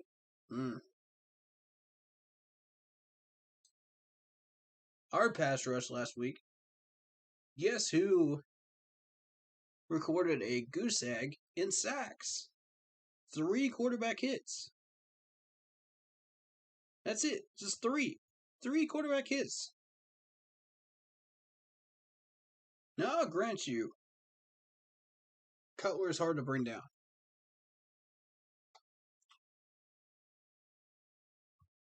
It wasn't Cutler. It was shoot.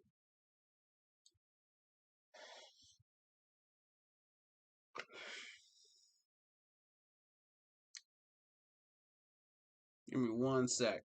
I forgot his name. I forgot that Vikings quarterback's name. Give me 1 sec, y'all. It's gonna drive me crazy until I find it.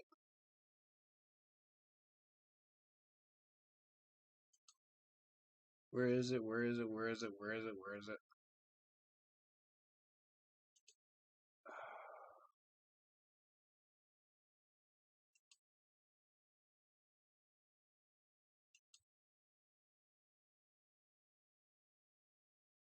Yeah, they're on a bye week. Okay, 6.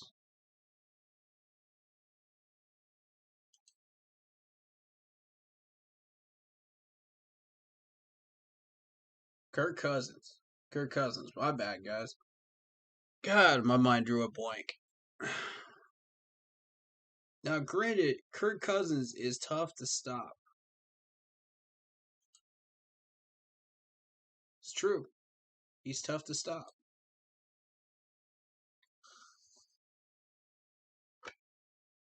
Once he starts taking off running, he is hard to stop. Once he gets out of that pocket, he is hard to bring down. You're not going to get sacks. So I'm not surprised at that. But 3 quarterback hits, that's not terrible. You know, we could work with that. That's not bad.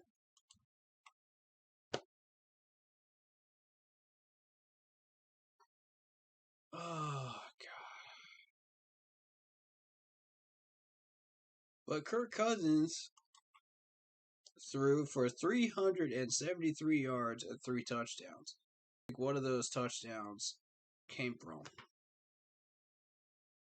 that we gave up. I wonder. I wonder who it could possibly be that give up one of those touchdowns. Could it possibly be our kryptonite on defense? Mr. Sean Chandler? Correct.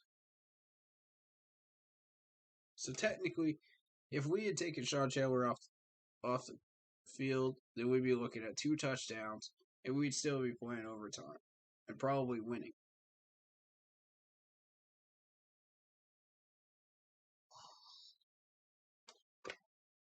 Excuse me on the yawns, guys. But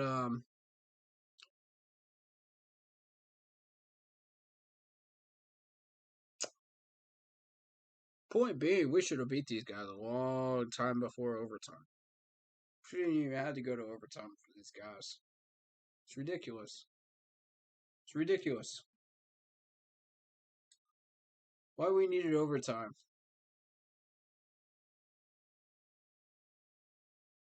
Okay. Guess who was not in the vicinity on that play? Let's run this play back. Look who is in Narnia right here, acting like there's nothing going on.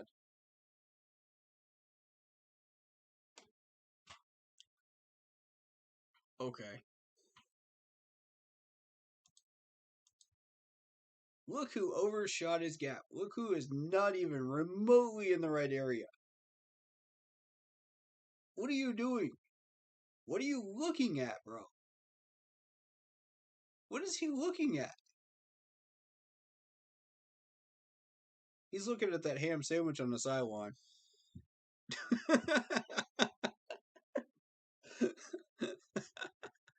He's looking at that KFC bucket on.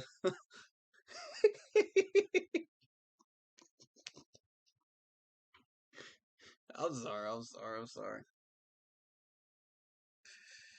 He's looking at that Gatorade on the sideline, bro. He's like, I'm thirsty. I'm thirsty, bro. I need some Gatorade. Not even in the remotely right vicinity. 5 miles apart from that tight end. Oh my lord. Please tell me why this man is still on the field. If you look at this play, but where he first lines up, look where he first lines up. He's already in the right spot. Why did you move? Why did you move? You're killing me, bro. You're killing me. Why did you move?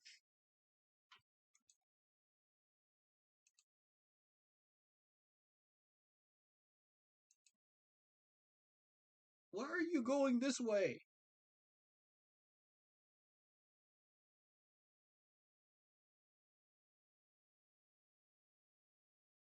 All of these other big guys have this side covered, man.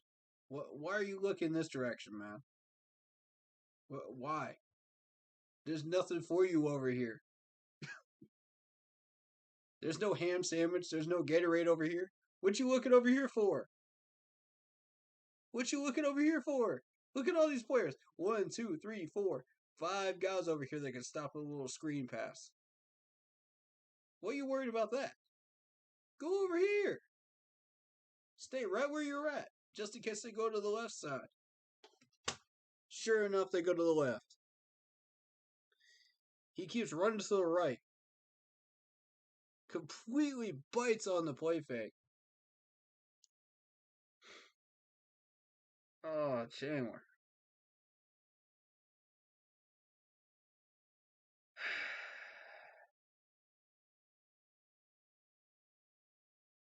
And y'all want to tell me that's rookie mistakes. Y'all want to tell me that's rookie mistakes right there?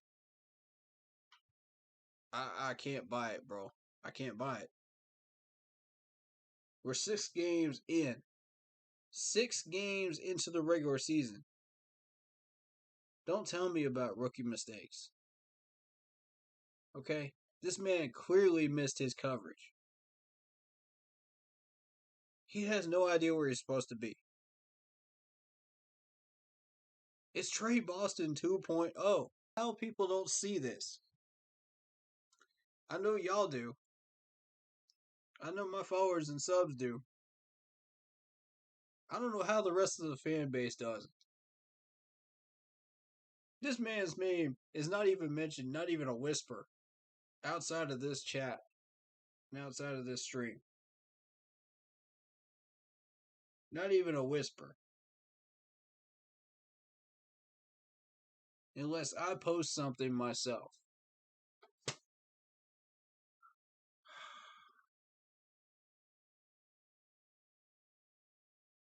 We gotta let them know, man. We gotta let them know. They can't keep ignoring this crap. They can't keep ignoring this man forever. It's plainly obvious. God, it's painfully obvious at this point. I'm literally losing brain cells watching this dude play. In the frame. He's not even in the frame. That's how bad he got fooled. He is your last chance at stopping that play.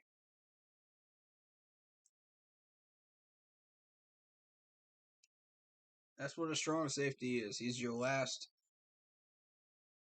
Free safety and strong safety are your last line of defense.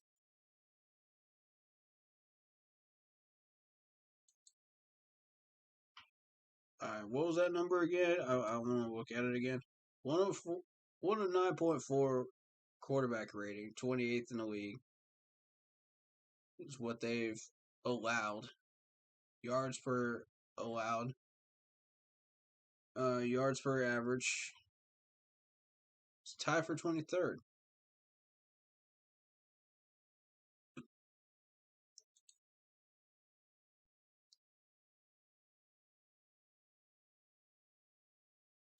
Okay, let's look at this play.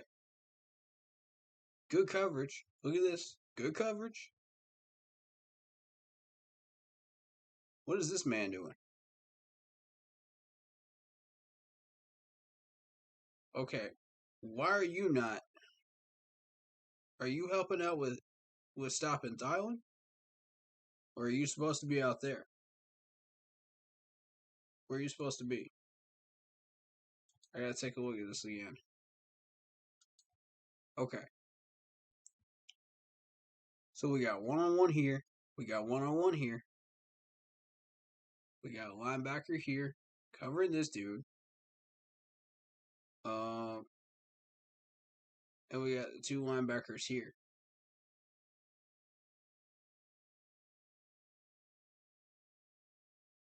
And we got the strong safety back there. So let's see what happens. Doop, doop, doop. That's Chandler. Chandler's still looking around like he's in La La Land.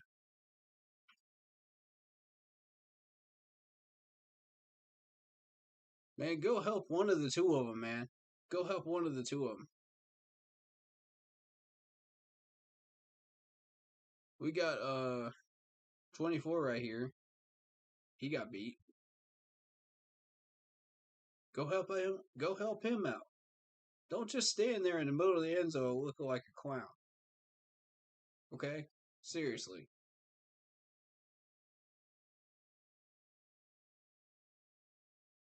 So this ball goes to the other side, goes over here.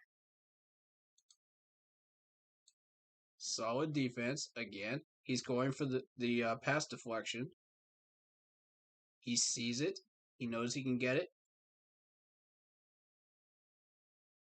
I don't think that was a touchdown. I'm gonna be real with you. I don't think it was. I've been wanting to look at this one again.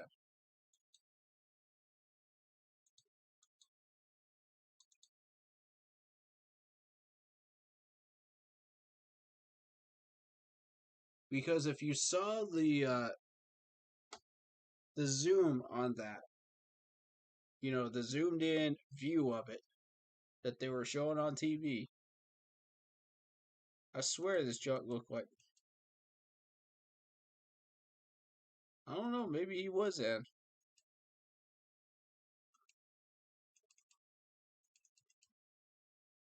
I'm going to slow this video down. Hold up.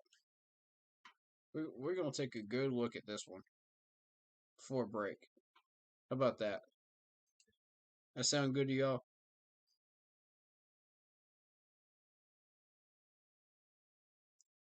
I want a good look at this. Let's see. That's not what I want. Okay. The knee is down.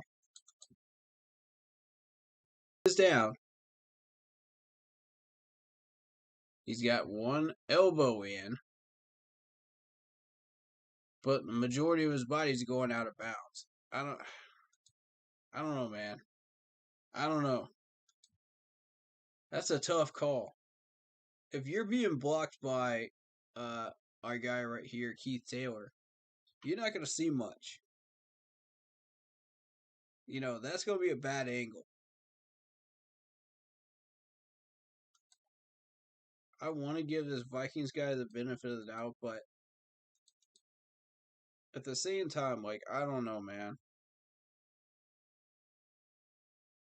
Okay, he's looking to see if those knees touch the ground or not. I don't know, bro. I don't know. That one had me baffled. I was looking at the different views of that one, and I was like, man, y'all really had me on that one. I didn't.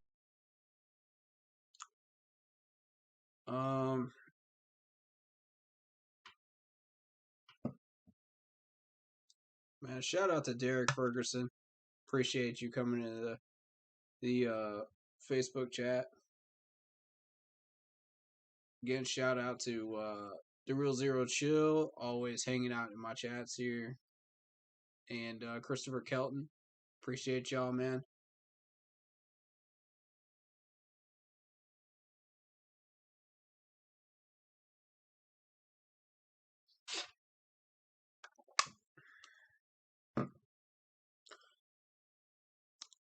This play right here just goes to show you it's not easy being an official. It's not easy to spot all the little things that you need to spot to properly analyze this play or certain plays. So, give some of these refs the benefit of the doubt every once in a while, man. All right, our pass defense 11th in the league, 9.7 yards per allowed, 5th in the league, tied for 5th. And as I said, man, 12th 12th ranked defense. That's where I was putting us. And that pretty much sums that up right there.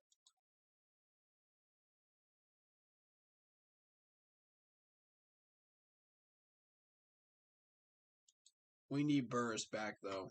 That's what we need. Third down defense, second in the league.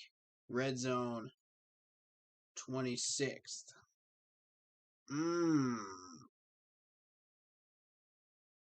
Now, why do you think that is? Why do you think we're 26th in the red zone defense? I'll give you one guess, and the first name is Sean. Come on, man.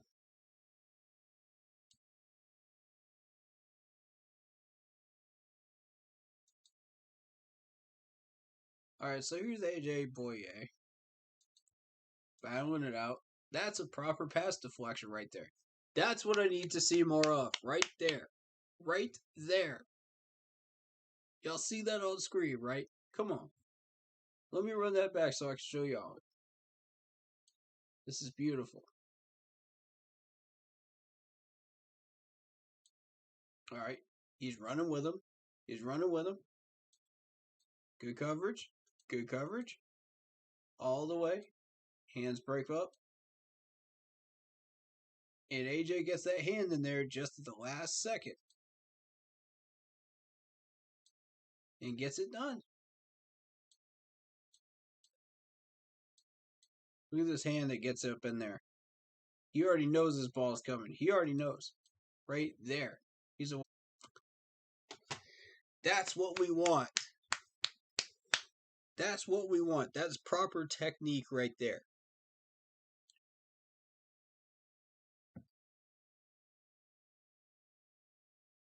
That's what I need to see CJ Henderson doing. Dante's already doing it. You know. That's what I need to see out of everybody on this defense.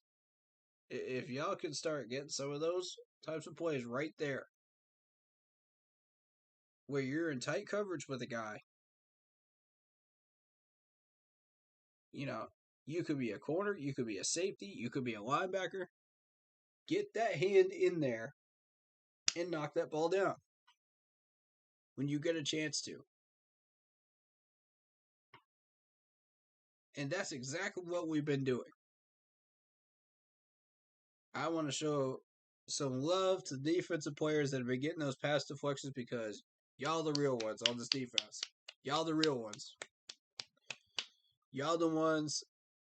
Y'all are straight up the ones that are keeping us from sinking completely this season. I told y'all pass deflections were important. Now y'all see why. That helps get third down stops. We're second in the league in that. That helps stop big third down plays. That kills drives for the other teams. That's what we need more of. So I'm glad that showed up right there. I'm glad that's... We're going to continue on. Now you look at this frame right here. Tell me who's open. Tell me who's open. Nobody. With a clean pocket, by the way. Clean pocket. That's Joe Brady. That's Joe Brady right there. Nobody gets open. But oh wait. Look at Robbie Anderson in the back of the end zone. The one person you least expect. And look at that. Oh, that shovel pass was brilliant, by the way. That shovel pass.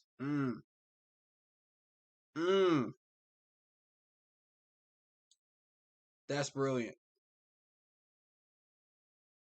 Alright, so this defense is giving up 4.7 yards per catch, 27th in the league. 111.5 yards per game gained. 15th in the league, right? That's our rush defense. Now, if you think about it, we went from 10th. No, we went from first, stopping the yards per gain, down to 15th. Down to 15th. First to 15th. In 5 weeks. What happened? Defensive line got exposed. 4.7 yards after the catch, 27th in the league. That's after the running backs catch the ball, and they're running with it. Yards per catch. Or yards after the catch, which is significantly more. In most cases. But not this year. Yards after the catch, we've been doing a pretty decent job of shutting that down. This is yards per catch. Big difference between those two stats. I want to point that out. 4.7.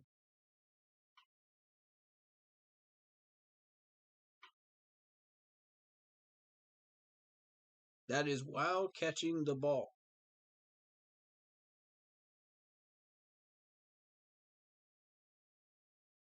Not after he caught the ball.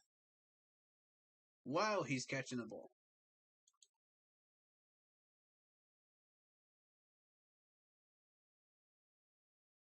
And moving with it. Alright. Devontae Booker, 12 carries, 41 yards, 3.4 yards per carry. Nothing special there, but he does get you your first downs. Moving on.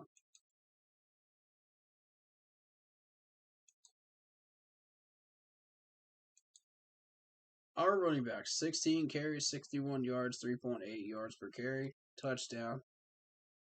Now, Chuba is an above average running back. That's what he is. But he's succeeding at what he does.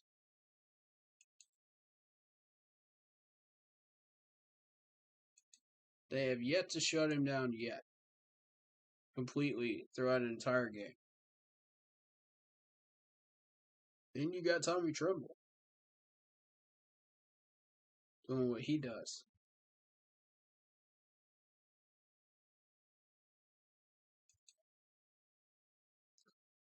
Alright, so. We got 3 people picking the Giants. 3 people picking the Giants. How about that one? Okay. All these people saying that it's going to be 28-16 are probably right. In my opinion. 28-16, I think that's right.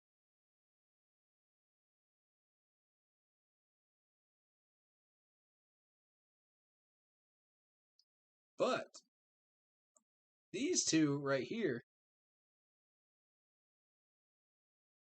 have noticed that we have not been scoring enough. 24-22, 20-17. That's their picks. Can Daniel Jones put up 22 points on us? Can Daniel Jones put up 17 on us? I'd say 17 is more likely. So I still think 24-17 is more likely where we're going to be ending up.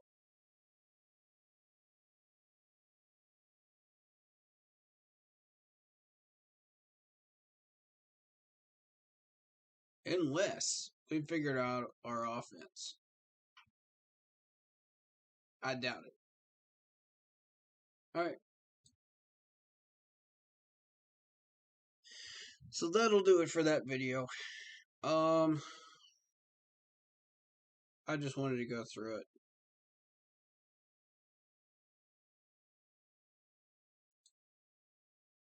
Because honestly, there were a few things I wanted to point out. Y'all won't be able to see any of that on Facebook chat, but just check out the YouTube stream to see all the visuals that I'm putting up on the screens. But yep. That's where we're at right now.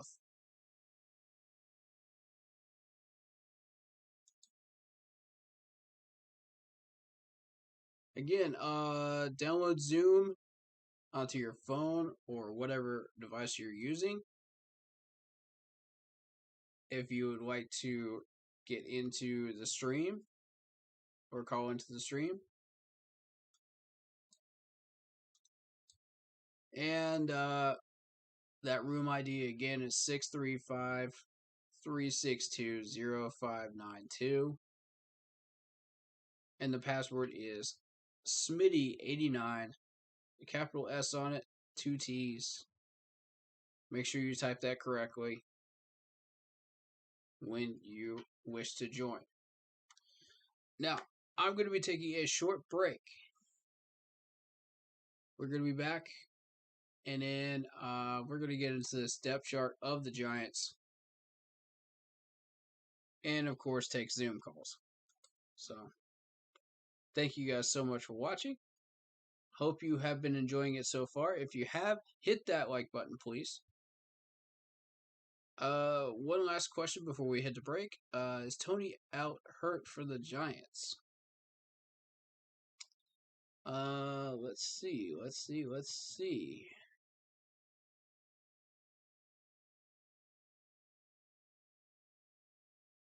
Injury report.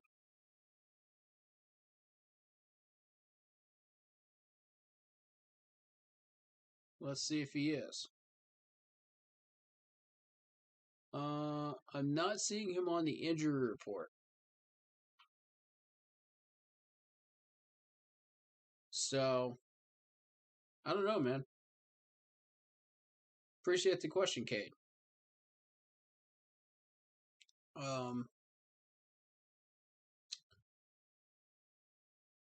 So yeah, I'm going to take a quick break. We'll be right back. And, see you guys in a few minutes. In about 10 minutes here.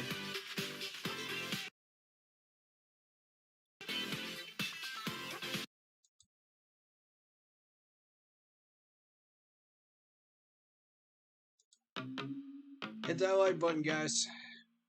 Let me know you're enjoying the stream. Thank you so much, and keep pounding.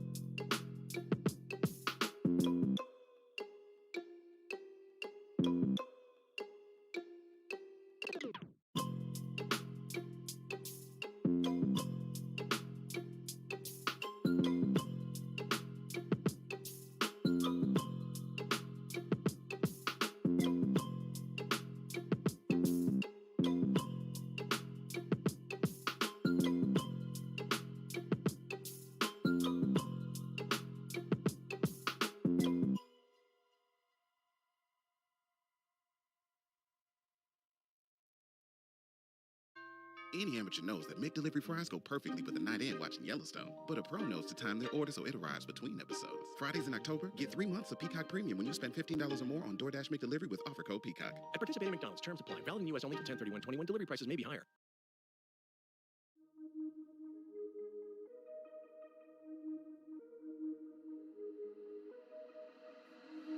Ángel la ciencia.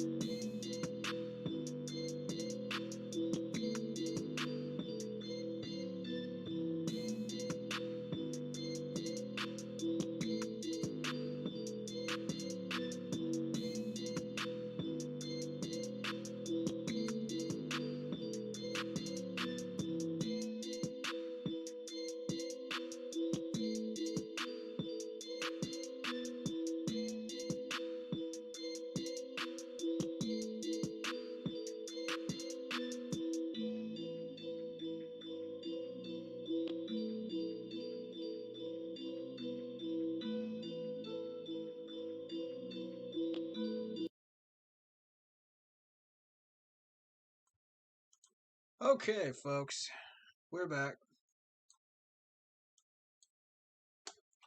How you doing?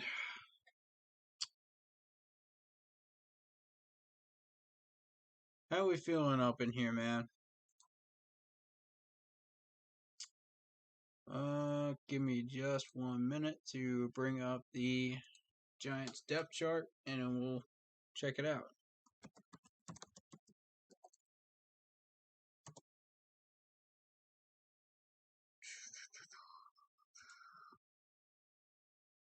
All right.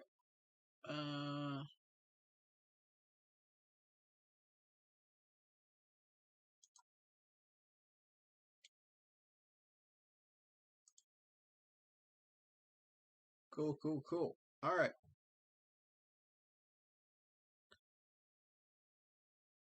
Hey, and also feel free to drop some messages in chat and questions and stuff for me once I get back off break. And I'll be glad to answer those once I come off breaks too. So, don't be afraid to leave those messages though. And stuff like that, man. But yeah.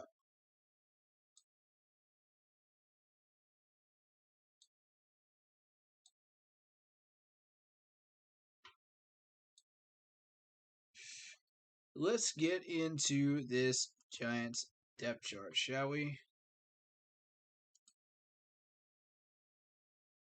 All right.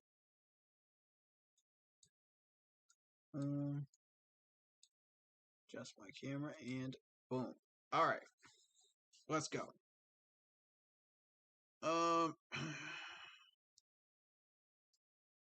So starting out, we got Daniel Jones. Daniel Jones by himself is not that impressive.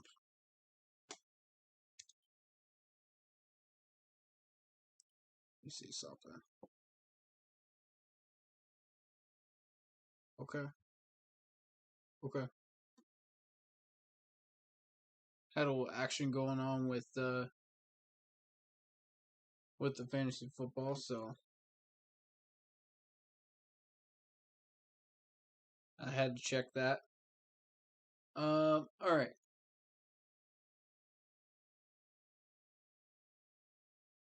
So they say on Daniel Jones, originally a first round 6th pick overall by Gettleman in 2019.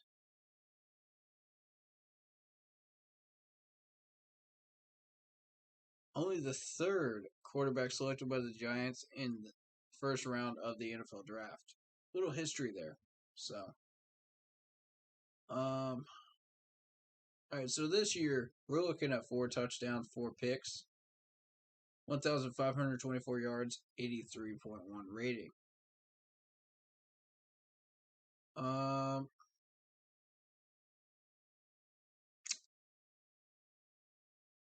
He did well against the Saints, and he did well against the Washington football team.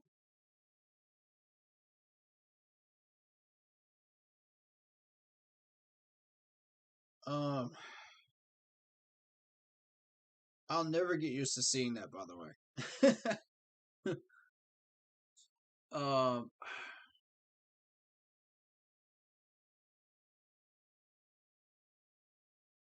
So we are realistically looking at a guy that went 22 for 37 against the Broncos, 267 yards and a touchdown. Got sacked twice. 22 for 32, 249 yards, 1 touchdown, 4 sacks against the Washington football team. Okay. Falcons game, 24 for 35, 266, 2 sacks, no touchdowns, no picks. So the first 3 games, so far so good. No picks. Then you start playing teams like 402 yards. And I mean, at this rate, everybody slayed the Saints defense. Everybody shredded it. So I'm not surprised. 2 touchdowns, 1 pick. No sacks. Saints didn't get any pressure on them. Cowboys. 5 for 13, 98 yards. No touchdowns, no picks. So what that tells you is that was mainly a rushing game right there. They decided to switch it up. They got Matt Barkley, so they decided to switch it up.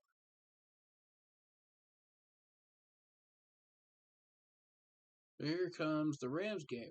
29 for 51, 242, 3 picks, 4 sacks.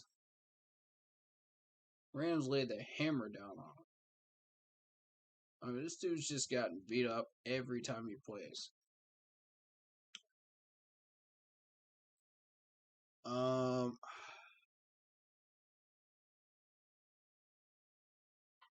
Overall, not impressive thus far.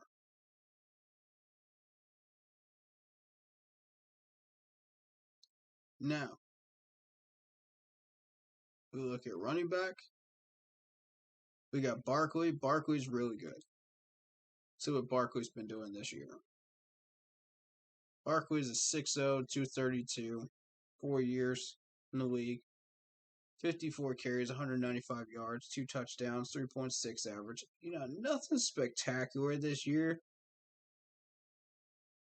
But he's been pretty solid in 19 and 18. He only played in 2 games last year. So I assume that was due to injuries.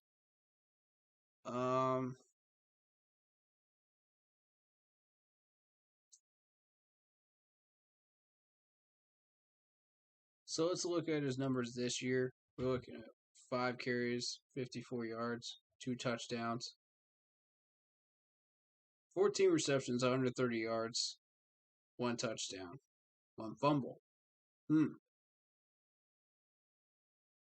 So overall, not too impressive. He's having an okay year.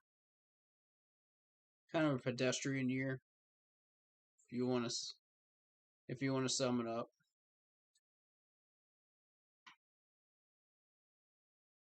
He can get off on those big runs if you let him, though. That's what we cannot let him out. Sean Chandler, I'm talking to you. Do not let him out.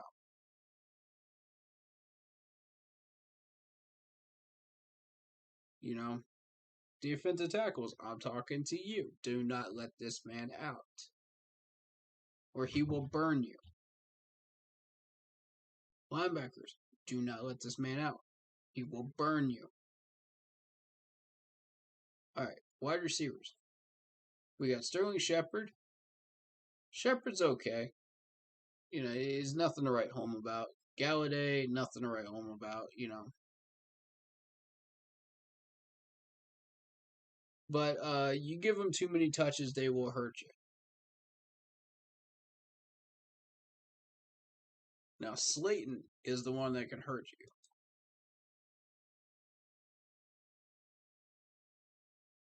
Seven catches, 127 yards, 1 touchdown. But, I mean, it's a slow start for him. This dude's been ripping it up.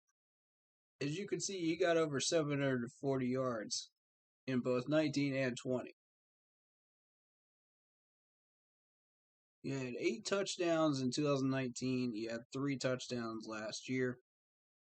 I mean, kind of a reduced role, but he can still hurt you, for sure. He's already got 127. And he can catch those deep balls, so watch out. Don't let him out.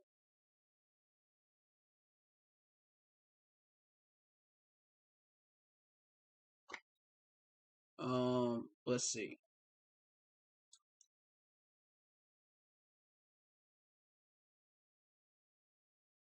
Tight end, you got Evan Ingram.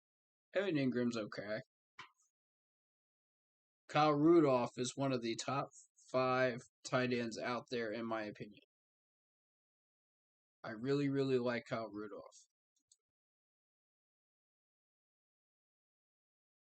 Dude's got some skills. He's got some talent. He's 6'6", he's 265. He's built. Even at 31, he's still built. 8 catches, 79 yards so far this season. They're spacing him out. They're not using him that much.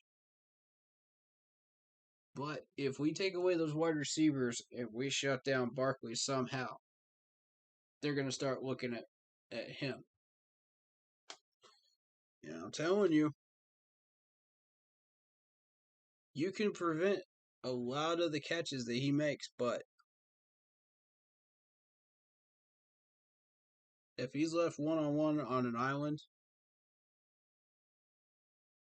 he'll hurt you. He'll hurt you, okay? Look at that 2016 number. 840 yards. 7 touchdowns.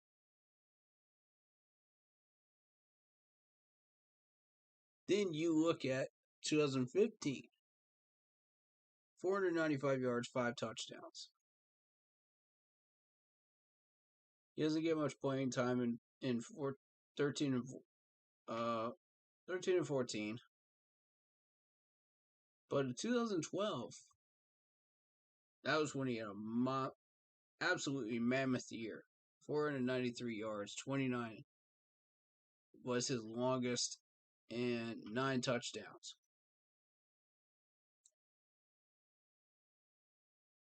2017, you're looking at 532 yards, 8 touchdowns. 2018, 634 yards, 4 touchdowns. His production slowed down only in 2019. But still, he managed to get 6 touchdowns, which was more than he got in 18. 367 yards is still nothing to sneeze at, man. And last year, 334 yards, 1 touchdown. So is that production slowing down enough to where we can take advantage of it? That's the question. That is the question we're asking right now. Possibly. We're looking at an 11-year tight end. That's longer than most tight ends stay in the league. So we don't know for sure.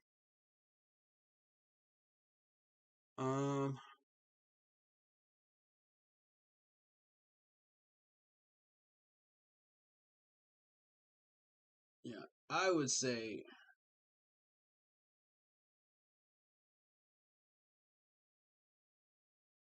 the way this is looking, I don't know who we should attack on this offensive line. They all seem to be a little rough. And not very good. So I don't know who you attack there. You take your pick.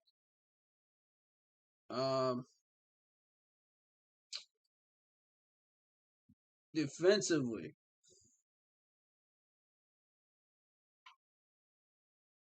Bradbury. Bradbury catches my attention right off the gate.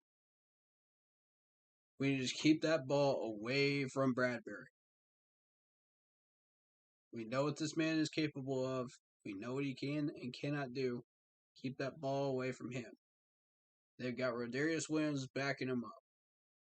That's a solid corner set right there.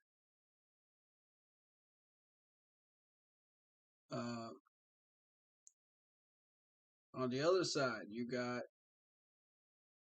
Adoree Jackson. You got Darnay Holmes. Either one of them could be burnt.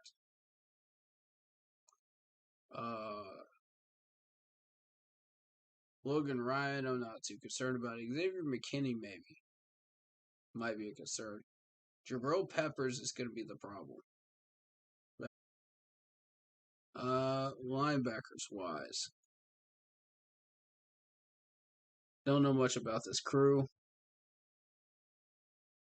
But I do know about Dexter Lawrence. Dexter Lawrence is 6'4", 342 from Clemson. That's a man I'm very familiar with. 9 solo tackles, a half a sack. I mean, that's just this year. So far. He's played in 3 games, and he's managed to get that. And a pass deflection. Last year was probably his best year. Numbers-wise, you look at that. Like, 25 for 48 solo tackles. So he's not that fantastic solo-wise tackling. But he'll get the job done for you when you need him. 4 sacks that year and 2 pass deflections. You know, so he's worth the money, man. He's worth the money. My opinion.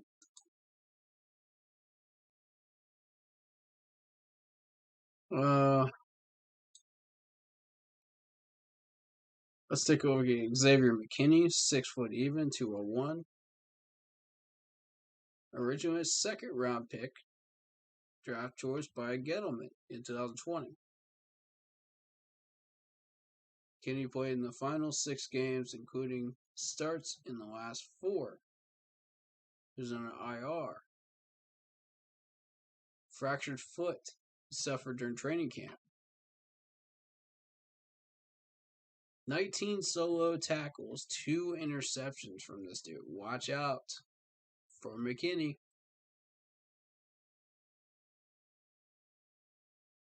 Those numbers already?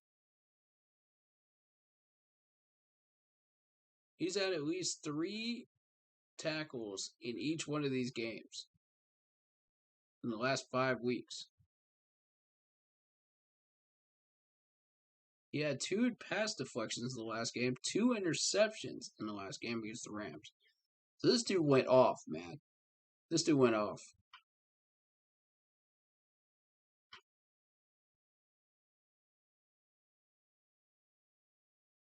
Overall, you're looking at a man that cannot totally open field tackle. He needs help. 33 for 51 as a whole. He doesn't sack you, so you don't have to worry about blitzes from him. 4 pass deflections. That's the concern right there. That and the 2 interceptions. Those are the 2 numbers we need to be worried about right there. Because if we get into trouble with Sam Darnold again, where he cannot read the field and he tries to jam some of these balls in there, Xavier McKinney will get 1 pick on him. That's just a fact. He'll get a pick. So we don't want that.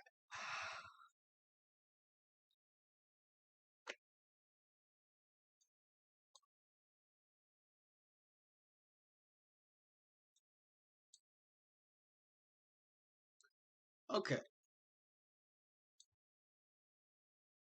So now we're going back.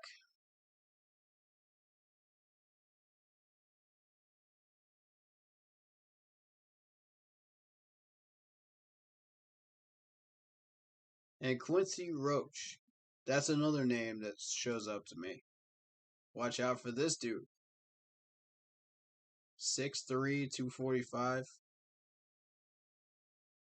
From Miami. Now, this dude showed up as a defensive end in the draft. They put him at linebacker. He hasn't done anything yet. He's got 1 assisted tackle against the Cowboys, but that was really it. Wait until next year. Then you'll start to see this man start to make a little bit more of an impact. All right. That being said, Bradbury, Xavier McKinney, Dexter is always going to be a problem. And Lorenzo Carter. We're dealing with a 6'5", 255 guy right here. 5 solo tackles, 1 interception. You got that 1 pick against the Cowboys. Overall, he has trouble open field tackling. He does have 9.5 sacks career-wise, 4.5 in 2019, 4 in 2018. 5 pass deflections in 2019, 4 pass deflections in 2018, but only 1 this year, thus far, and only 1 last year. And he also forced a fumble in 2019. So,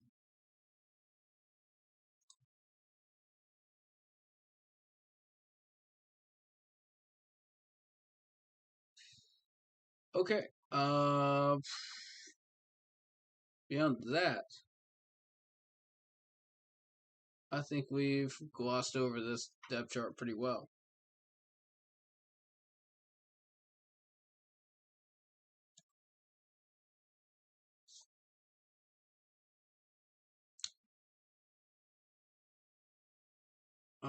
I don't think there's anything else really that we really need to cover. At this point, we just got to go out there and win. Point blank simple. We got to go out there and win. Don't let Slayton out of the box. You know? Don't let him do what he does.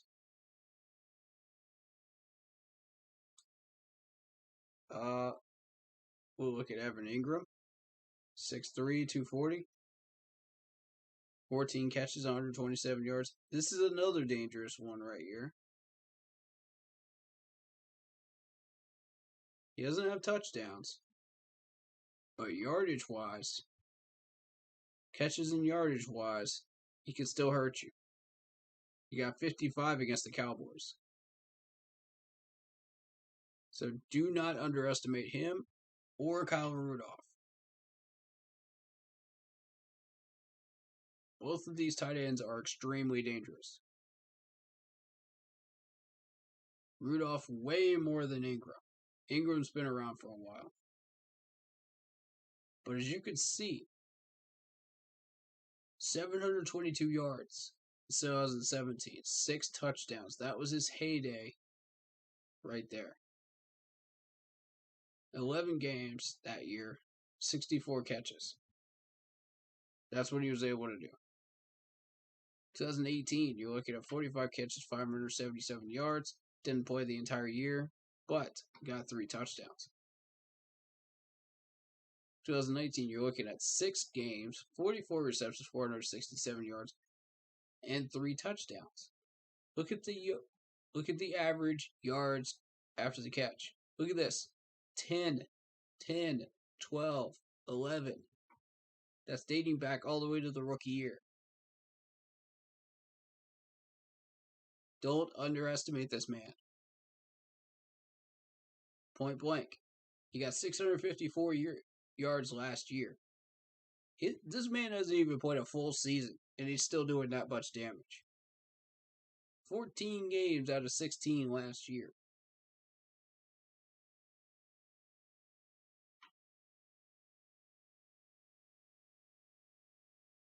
I'm telling y'all, do not sit on this tight end crew, or you will get burnt.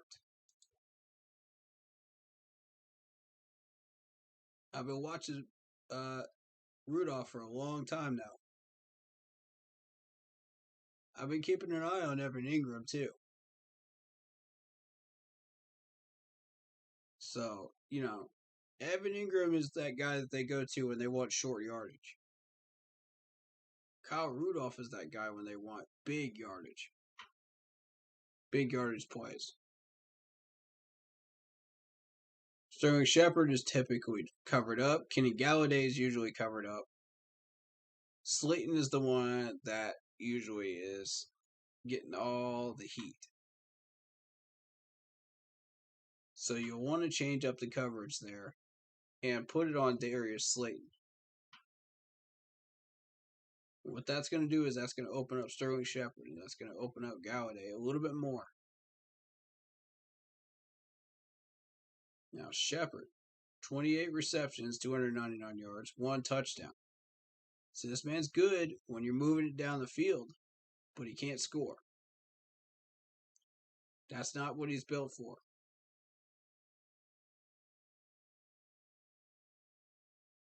Not anymore.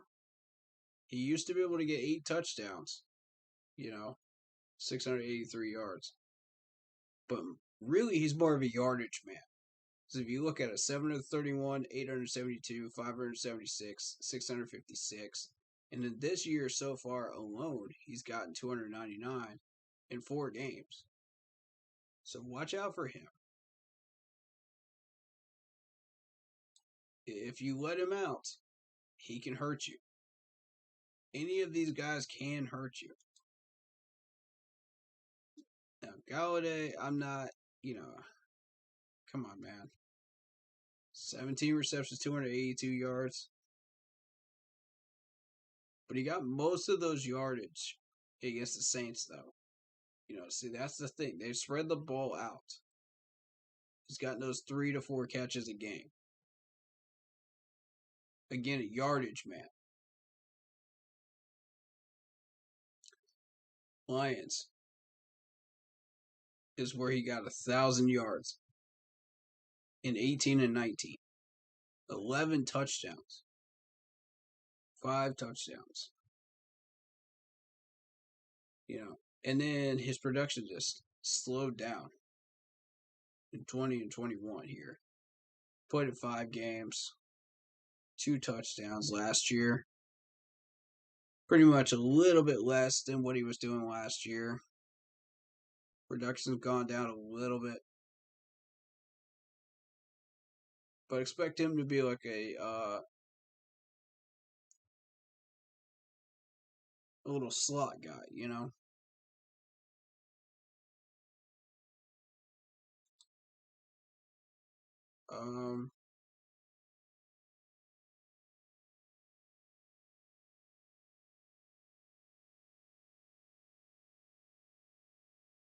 Anybody else I really want to point out?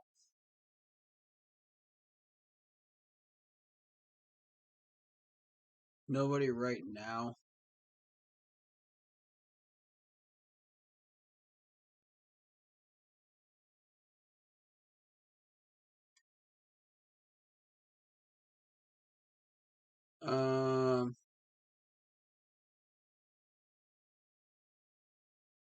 Let's look at Tony. Why not? 6'0", 193. 23 receptions, 317 yards. Woo! Another numbers man right here. Look at this, 189 against the Cowboys. Other than that, nothing too special, to be honest.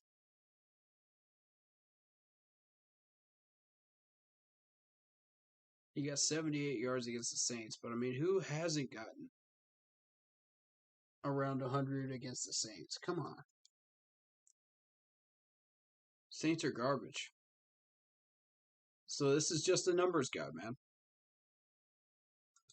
You want a first down, you throw it to him. And that's Kadarius Toney. So you got about 3 or 4 numbers guys that you just throw to just to get the ball moving, the chains moving. But Slayton's the one that's going to roast some corners. If he gets put on CJ, if he gets put on AJ, it's going to be trouble. You want Dante on it at all times. At all times. Do not let this man out.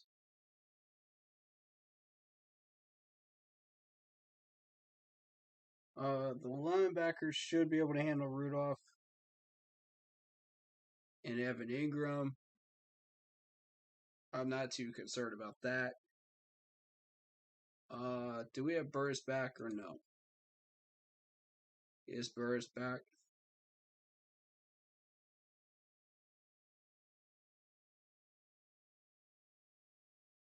Okay. So let's see. That's basically what they've been doing. Let's take a look at the injury report for the Giants now that we know this. What's up, Boyd? How you doing, man? There's your shout out. What's good with you?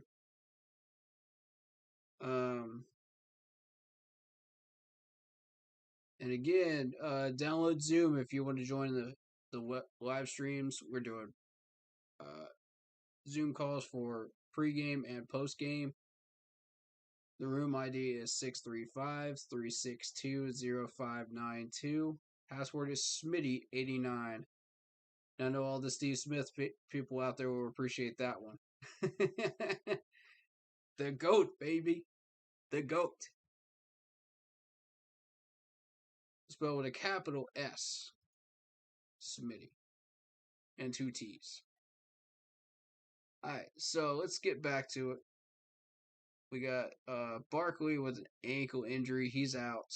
Galladay is out. We got Tony, who's out.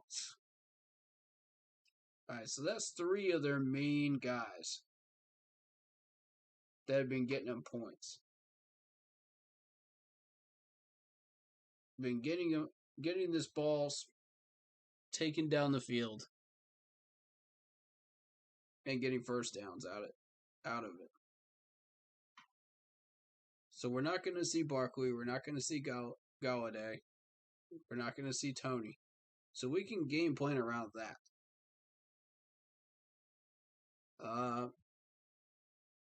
The other one, Slayton, has a hamstring injury with limited practice and he's questionable. This is going to be a 50-50 whether we're going to see Slayton or not. I would bet on 60-40, more likely he's going to play. So I would be very, very cautious.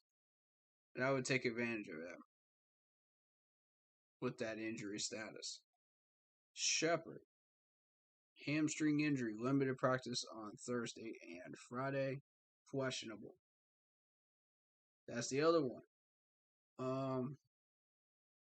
So basically all their wide receiver weapons and running back weapons are just, wow. Giants are in some rough shape right now, offensively with injuries. We could take full advantage of that. I would bet on seeing Slayton out there. I don't know about Shepard. Most likely. Evan Ingram has a calf injury. Did not practice on Thursday. Limited practice on Friday. Questionable. I don't think we're going to see Evan Ingram. I think we're going to be doing Kyle Rudolph for the majority of the game. So we know how to deal with that. Now, offensive line-wise, they are missing Ben Bredesen. And let's see where he ends up on that guard list. Left guard. So we're going to be seeing Wes Martin come in to start for the Giants. Okay. We can take advantage of that right there. Let's center in on the pass rush there.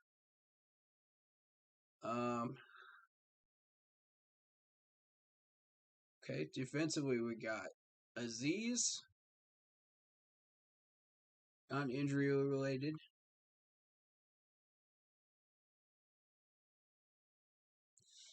Full practice, we'll see him. Okay. Defensive lineman Danny Shelton with a pec injury. Limited practice all week. Doubtful. We're not going to see him. Corner Sam Beal. Hamstring injury. Limited practice on Thursday and Friday. We may not see him either. Sam Beal. Let's see.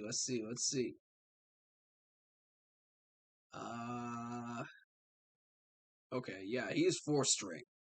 I'm not even interested in him. Don't even care about him. But the major pieces that I mentioned, that are injured for the Giants. Those are the ones we could take advantage of. They don't have much weaponry beyond those offensively. So I'm thinking 14 to 17 points based on all the weapons that they have out for this game. They're going to be relying heavily on Rudolph. That means we have two different strategies that we can employ here. If Slayton is out or is not playing for the majority of the game, then we center in on Rudolph. And we just completely shut him down. We let these wide receivers get their little jinky small passes. We try to deflect them. Now, if Slayton is playing, we got double jeopardy. Because either Daniel Jones is going to be heavily reliant on one of these two, man. Probably Slayton. I would bet on double teaming Slayton on that situation. And try to, whatever you think that ball might go to Rudolph, let's try to get a little bit of extra protection over in that area where he is. And maybe double him up. But Barkley was their main source of rushing on their offense. Now that they don't have him, that rushing game might be a little bit dead on Sunday. So the wide receiver game has to make up for it. All these wide receivers have to step up that are second stringers. You know, the ones that are not, the ones that are coming in to replace the guys that are out. Those are the guys that have to step up.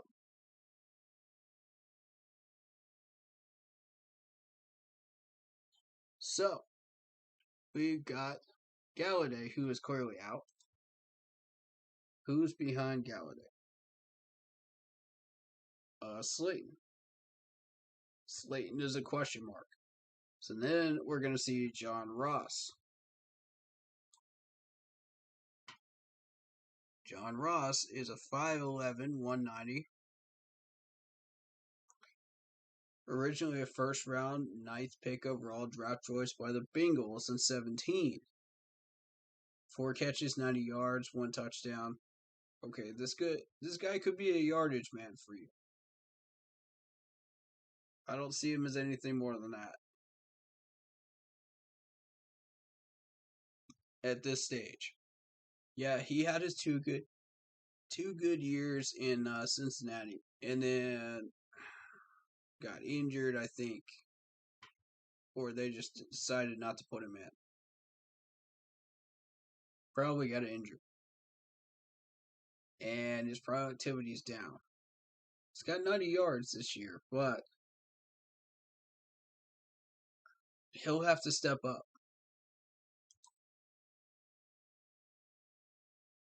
That being said, next. Ooh, John Ross. The hamstring injury is questionable. So that means they're going all the way down to CJ Board. Oof. 6. Nothing too exciting there.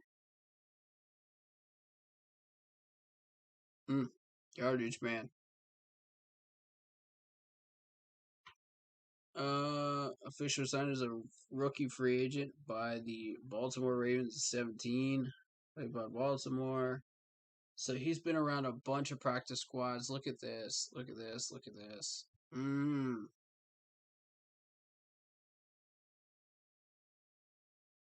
mean, he's been around the league. Nobody really wants this guy.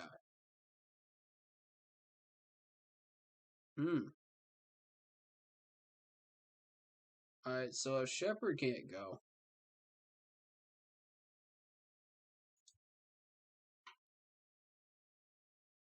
Yeah, we saw Shepard. If Shepard can't go, we're looking at Kadarius Toney. And I told y'all, man, watch for Toney, man. You might see a little bit of Colin Johnson out there too, 6'6", 220. With all these injuries, if these starters don't play, you'll see a little bit of these third and fourth stringers.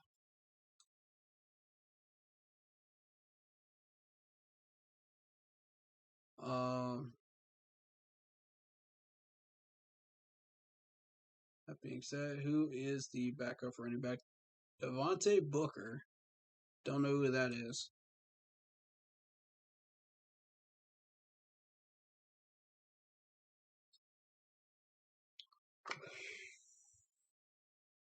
$5'11", 219. 35 carries, 105 yards, 1 touchdown.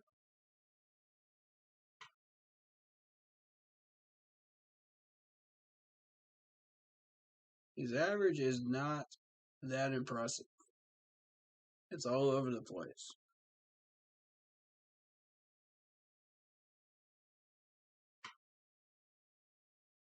2021.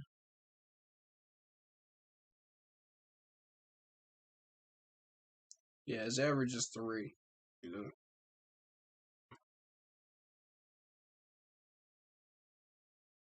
Kind of inconsistent through the years. Hasn't started many games. I mean, it's nothing really we should be concerned with. All right, so that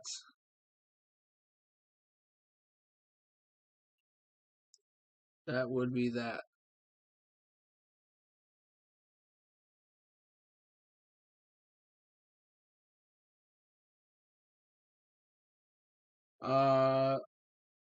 Jackson here, right?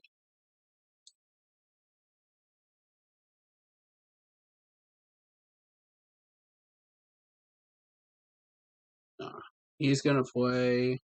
Shelton's probably not gonna play. Okay. So we take a look at Danny Shelton. Shelton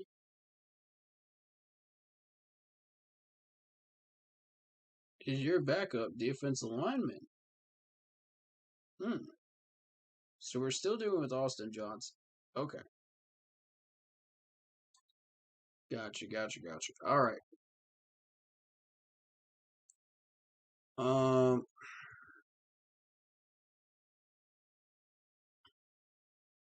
That being said, I think we do a couple of pressers and call it a stream. You know, I got something to do after the stream, so Live TV for me.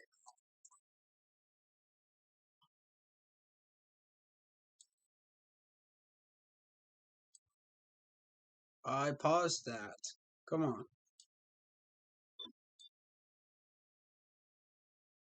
All right. So,